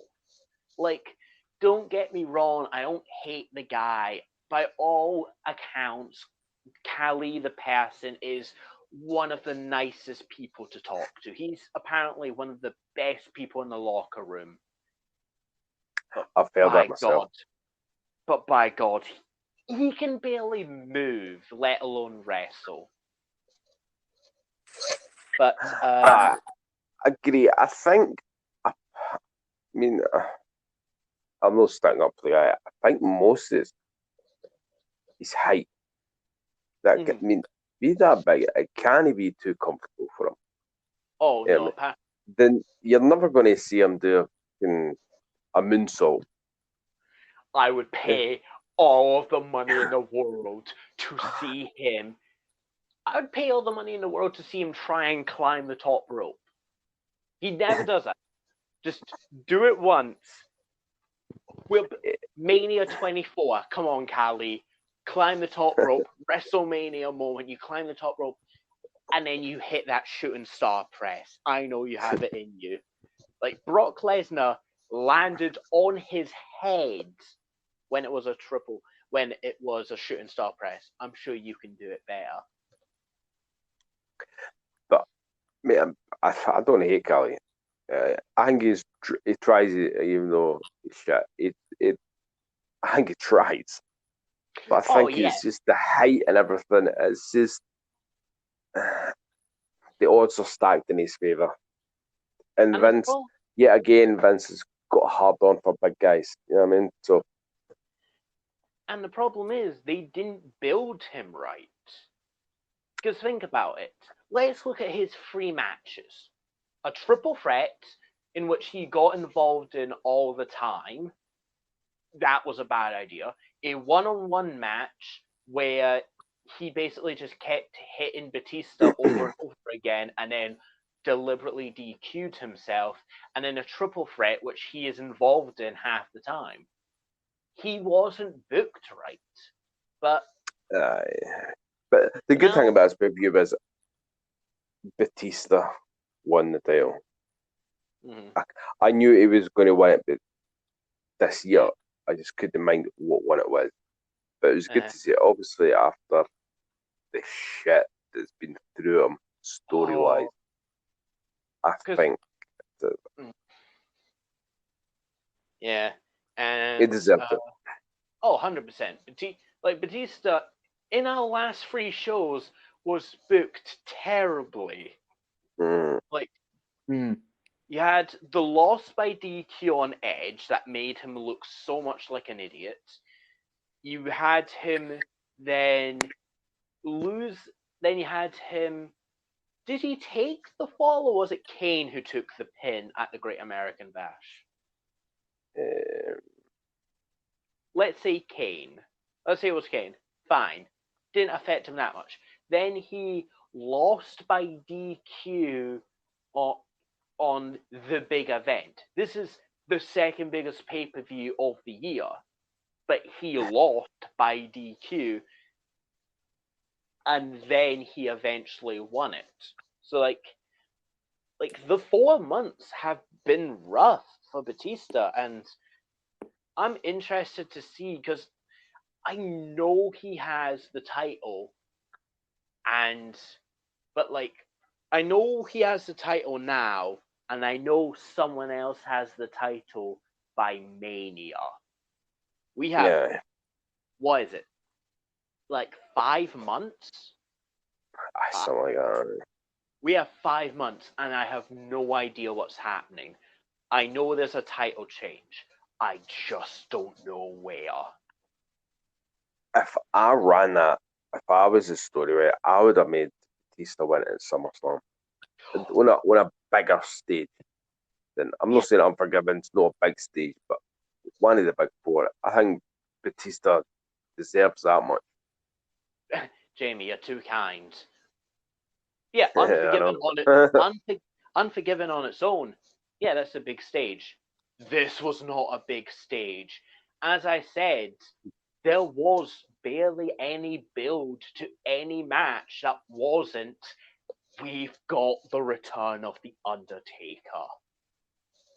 So, no, but also, you might know this, Jamie, but Ryan, I never told you about how The Undertaker got injured. Why he was out for 6 months. Basically, he was the world's heavyweight champion, and then he suffered an injury. And normally what they would do is, on SmackDown, he would have a quick match against Batista, lose the title, Batista gets the title, you're good. Undertaker, being the fucking madman he is, has a 30-minute steel cage match with Batista, and I've watched that match. It is a hard-hitting match. Like, the two knocked 6 shades of shit out each other. Undertaker is bleeding all over. He wins the match. Then Edge comes in, cashes his money in the bank, spears the Undertaker 3 times, and then wins. And then Mark Henry comes out and then beats up the Undertaker for 5 minutes, and then he gets dragged away. All right. So that's a full... But he did all of this with an injury beforehand. Yeah, they said that in the intro that when Mark Henry bet up the Undertaker the last time, that was because he was already injured. So yeah, because he had a brutal match and then a beat down. Like this wasn't even sloppy seconds. This was like what, murky thirds? But yeah, so yeah, Taker, madman. But is there anything else before we get to gratuitous plugs? Nope, I'm good. All right, guys. So, Undertaker was good. Happy Batista won. So, I'm all good. Yeah. Well done, Batista. Been rooting for you for ages. And Undertaker, welcome back. And John, I can't wait for your match against Randy Orton at No Mercy. I can't wait for that match. Don't fucking ruin it. Okay. I like how I'm telling him, even though I know what happens, because we're in 13 years in the future. But thank you all for listening. We have been the Universe Era Podcast with episode 4, Unforgiven 2007.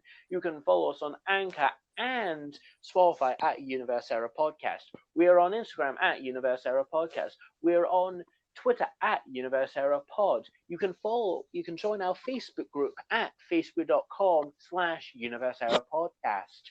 Yes, we now have a Facebook group. Please join. We'll probably promote some stuff there or whatever. Don't know. We'll figure out later. You can follow me you can also follow the YouTube channel at Universe Era Podcast, where you'll get these in video form, edited by Jamie, so you know it's of good quality.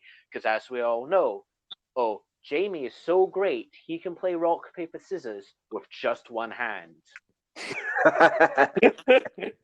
That's how great you know he is. Damn you, I thought you forgot about it. Jamie, I will never forget about Jamie. Hey, that's going to be our second t-shirt. Our first t-shirt is going to be I am the heel for this match. And then our second one is rock, paper, scissors with just one hand. Trust me, I will remember that. But it's got a gag from now on. Yes. And you can follow me on YouTube at The Scottish Nerd, on Twitter at Scott Nerd, on Twitch at The Scott Nerd, on Instagram at The Scott Nerd. You can follow Ryan on YouTube at Super Ultra Ranger. Nothing else.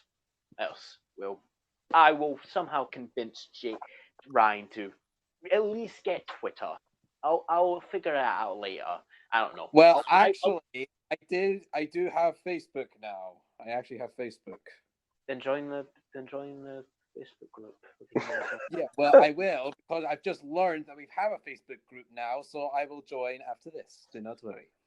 Oh yeah, I didn't post that into the WhatsApp group because neither of us use the WhatsApp group.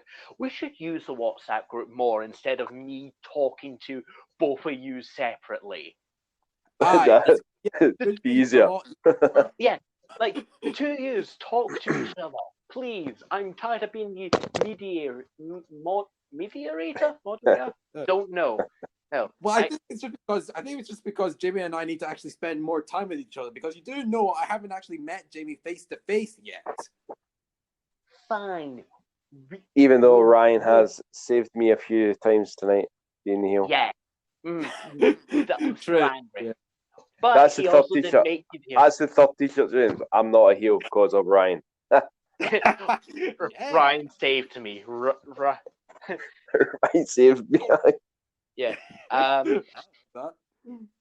You can follow Jamie at Twitter at JamieC1981, on Twitch at UndisputedJ, on YouTube at UndisputedJ. I'm pretty sure that's it.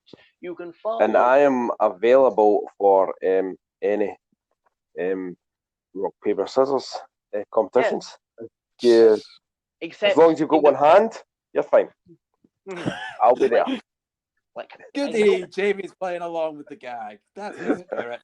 Because if you've got two hands, then no. No, and I know. I will refuse. You've only got to have one hand. Yes, I know it's hard. I know you have to spend years training to do rock, paper, scissors in one hand. I know it's in a school in the mountains in the Himalayas where you're trained by ancient rock, paper, scissors masters. Yep. I spent 4 years in Japan learning that craft. I can now play rock, paper, scissors with one hand. Is that right? But Jamie, I have learned the ancient secrets of rock, paper, scissors, where I play rock, papers, lizard, Spock. You done? I don't even know. Like, are we done? Like, I need more stuff to promote, okay?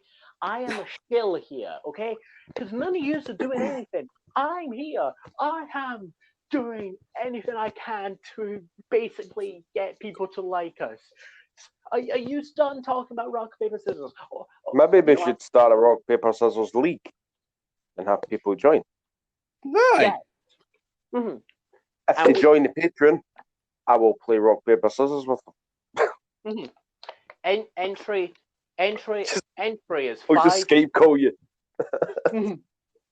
Or maybe we can even have a league of actually playing WWE on the games. Yeah, it's actually a good shout. That's a new Patreon goal. If you give us £1 million a month, you can play one-handed rock, paper, scissors with Jamie on Skype. You know, that's what you want. Also, speaking of what, we have a Patreon. No, we have a Patreon, not you. You do have a Patreon. That's up to you. James, I can't hear you, pal. Yeah, James, you're a bit further away from the speaker, mate. We good? Yeah, you're back. Jesus Christ. Everything's gone to hell. Probably because we kept talking about rock, paper, scissors. What's next? We're going to talk about the Ultimate Warrior. Who knows? That's why you play with one hand. Anyway, we do have a Patreon where from anything from £1 a month, you will get episodes early. Patreon only episodes 6 months before everyone else. Our show notes. You can decide special episodes for us to review, and also the first Patreon thing we'll be uploading will be our review of the WWE Heroes comic book. I'm not making this up. I found this out, and we are reviewing this. It is a zombie apocalypse by WWE. It is bad, so bad. But you want to know who the main character is? Who? The Undertaker. Yay! Who else would it be? And also, for some reason, if you want to listen to more James and Ryan talk about nerdy shit for a bit, you can go on to Two Nerds Talks, where you'll hear a 30-minute conversation of a Power Rangers season that did not exist. 30-minute episodes talking about episodes of Torchwood, mostly because of what the hell is this, what the hell is this, and what the hell is this. I recommend him. Yes. But anyway, thank you very much. And remember, you can bury him alive, you can set him on fire. He just keeps coming back. Done. Why did I fuck up that outro so bad?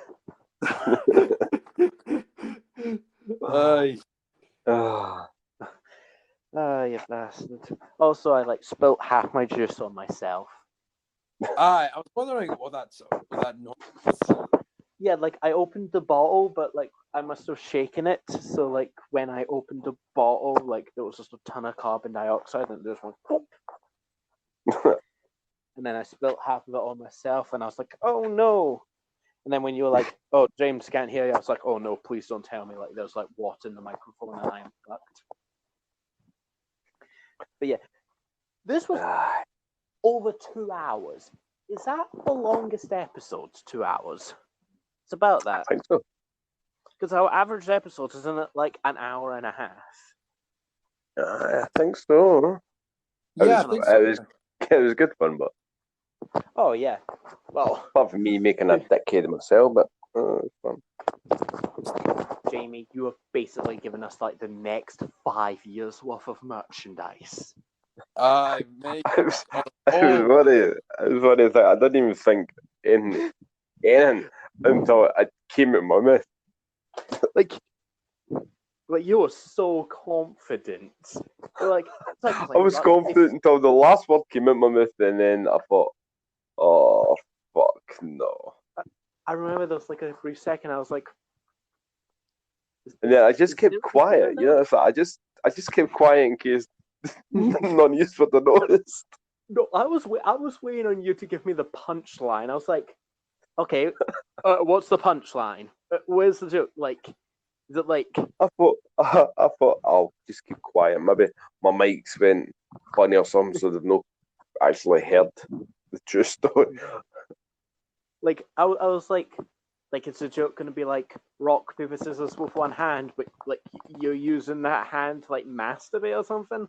I was like, what's the joke? But no, but thank you. You have given us the next. So we all agree that our first 3 shirts we will release are I am the heel of this match at it's playing rock paper scissors with just one hand, and Ryan saved me from being the heel. We'll get an actual artist to design the shirt, but I'll probably ask the person to make you look like an angel, Ryan, for that. You're the guardian angel taking people from being fucking healed. guardian angel, right? Anyway.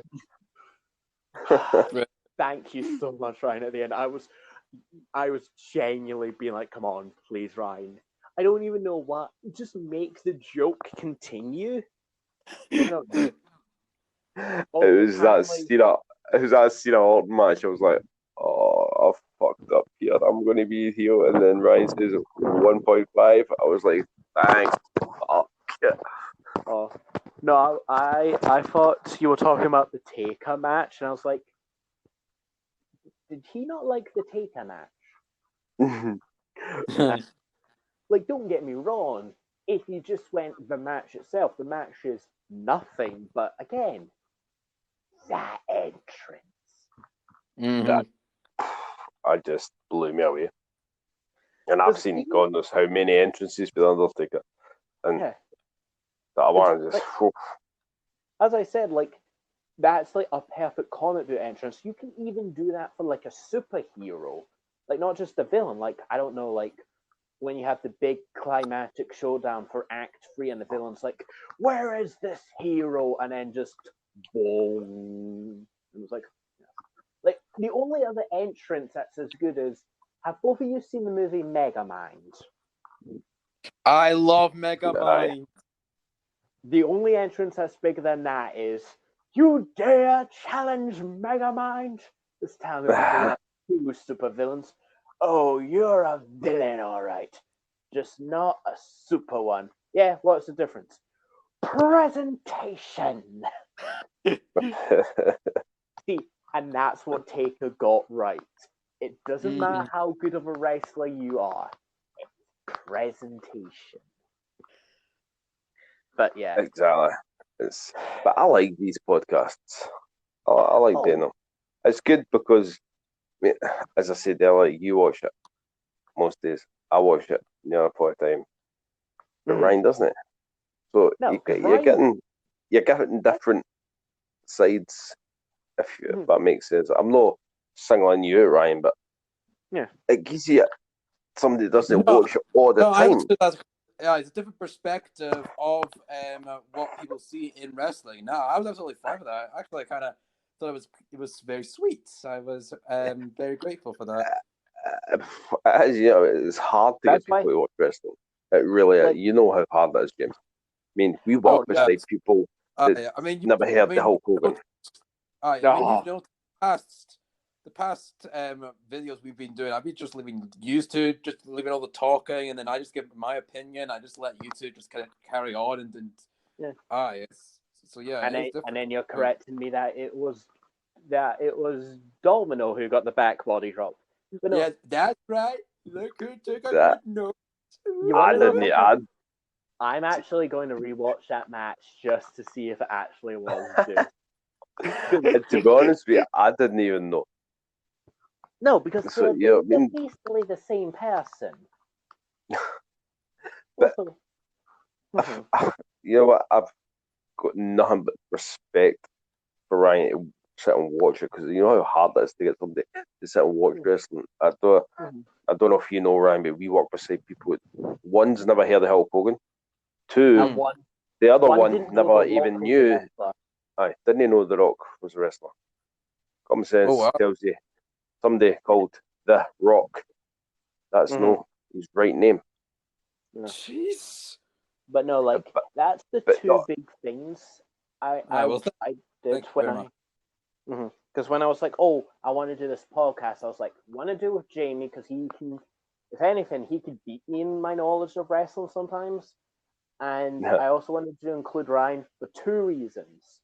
One, I wanted, as you said, as Jamie said, I wanted an outsider perspective because, like, you have a million podcasts where it's like two 3 diehard wrestling fans and all that.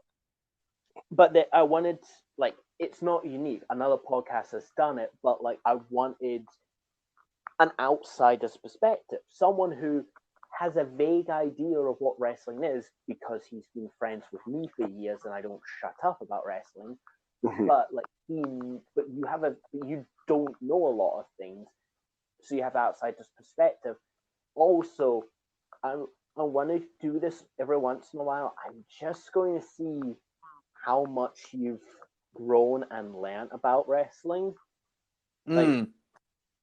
Like I don't know, maybe maybe when we cover Vengeance 2008, like for the 1 year anniversary show or whatever, I want you to call a match.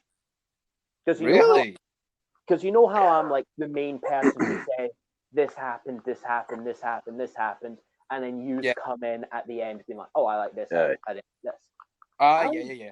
I want you to do that when we cover them. It's just a test. It's to see. See, be honest with you, I think Ryan would be all right at that because I've noticed, especially this one, he goes back. Yeah. To the past shows, so he's taking stuff in. That's I respect that enough because he's taking stuff in. So it's basically killing two birds with one stone. I mean, you're getting the outsider's perspective, but Ryan's also learning about this. He's getting introduced to. I mean, I know wrestling fans that know this guy isn't that guy. Stone Cold and The Rock. That's it. That's what they want. You, the Doink the Clown, they're going to go and look for tickets to the circus. I mean, but it's bringing more characters into him. And the first one, he didn't know nothing about the whole Chris Benoit situation. I mean, so he's learning things as it goes, and I know he's taking it in because you can tell in the shows because he'll go back to the previous show, and that's how you know he's learning. And I'm not just saying that, Ryan, but you can see he takes it in. That's the main thing, is getting people to take it in. People just say, oh, I watched that, that guy hot that guy, and that guy went over the rope, and he hit the floor, and then he got back up, and he went in the ring, and then he went back over the rope, and he went there. I just dropped my pen, and I done this, and he done that, and but they can't tell you what their name are. No. Yeah. It's not about the wee guy, or the guy with the mask, or the guy with the, I don't know, the I love my mum tattoo. I know there's nobody, and I love my mum tattoo, but that was first There thinking. probably is. You could have at least you can't see me, guy. But no. Aye, that's what it's like. It's like Ryan coming and saying, well, that guy with all the tattoos, what that guy that kicks everything. He was fighting that guy that says, you can't see me. And but he's using their names, he's getting used to it. I just love when people do that. You know what I mean? It shows they're taking an interest, and you can see. Well, you can't really see the podcast, but you can tell Brian's taking a mile away. And can I just be a bit honest before we end, because I'm tired and I'm going to bed, but can I just say one final thing? I was actually terrified of recording this episode. Really? I was scared you would not take The Undertaker. I was genuinely terrified that you would be, this is fucking stupid. I genuinely was like, is he not going to accept The Undertaker? Oh, wow. But nah, I have an all-out respect for The Undertaker. I love him. He's one of my top 5 wrestlers. Yeah, because it's like, wrestling, it's like, at this time, you don't have a lot of gimmicks, a lot more wrestlers like, hi, I am a normal person, but like, The Undertaker is a supernatural demon who can't die. Like, I could understand why you'd go, this isn't good. Like, because who was our most outrageous character before Taker? King Booker? Yeah. So, I don't know. I was like, but no. I think the entrance did help. I think you could show that entrance to even the most jaded, not accepting any stupid shit, and be like, that guy's a fucking legend. Right. Yeah.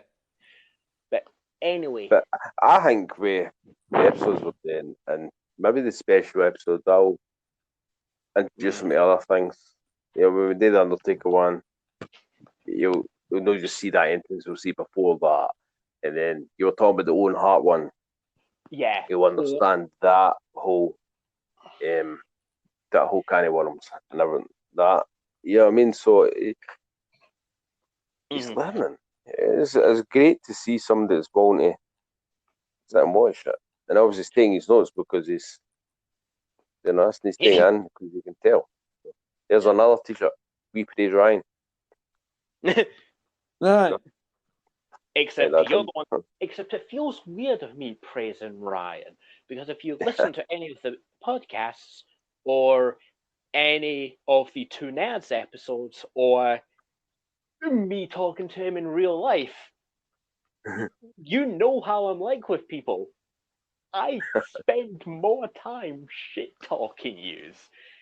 Because yes, I played up in the episode, but like it did shock me about how like my natural thing is to insult people. Like, Jamie, you're one of my best friends. I don't think there is a single day that's gone by I have not told you to go fuck yourself.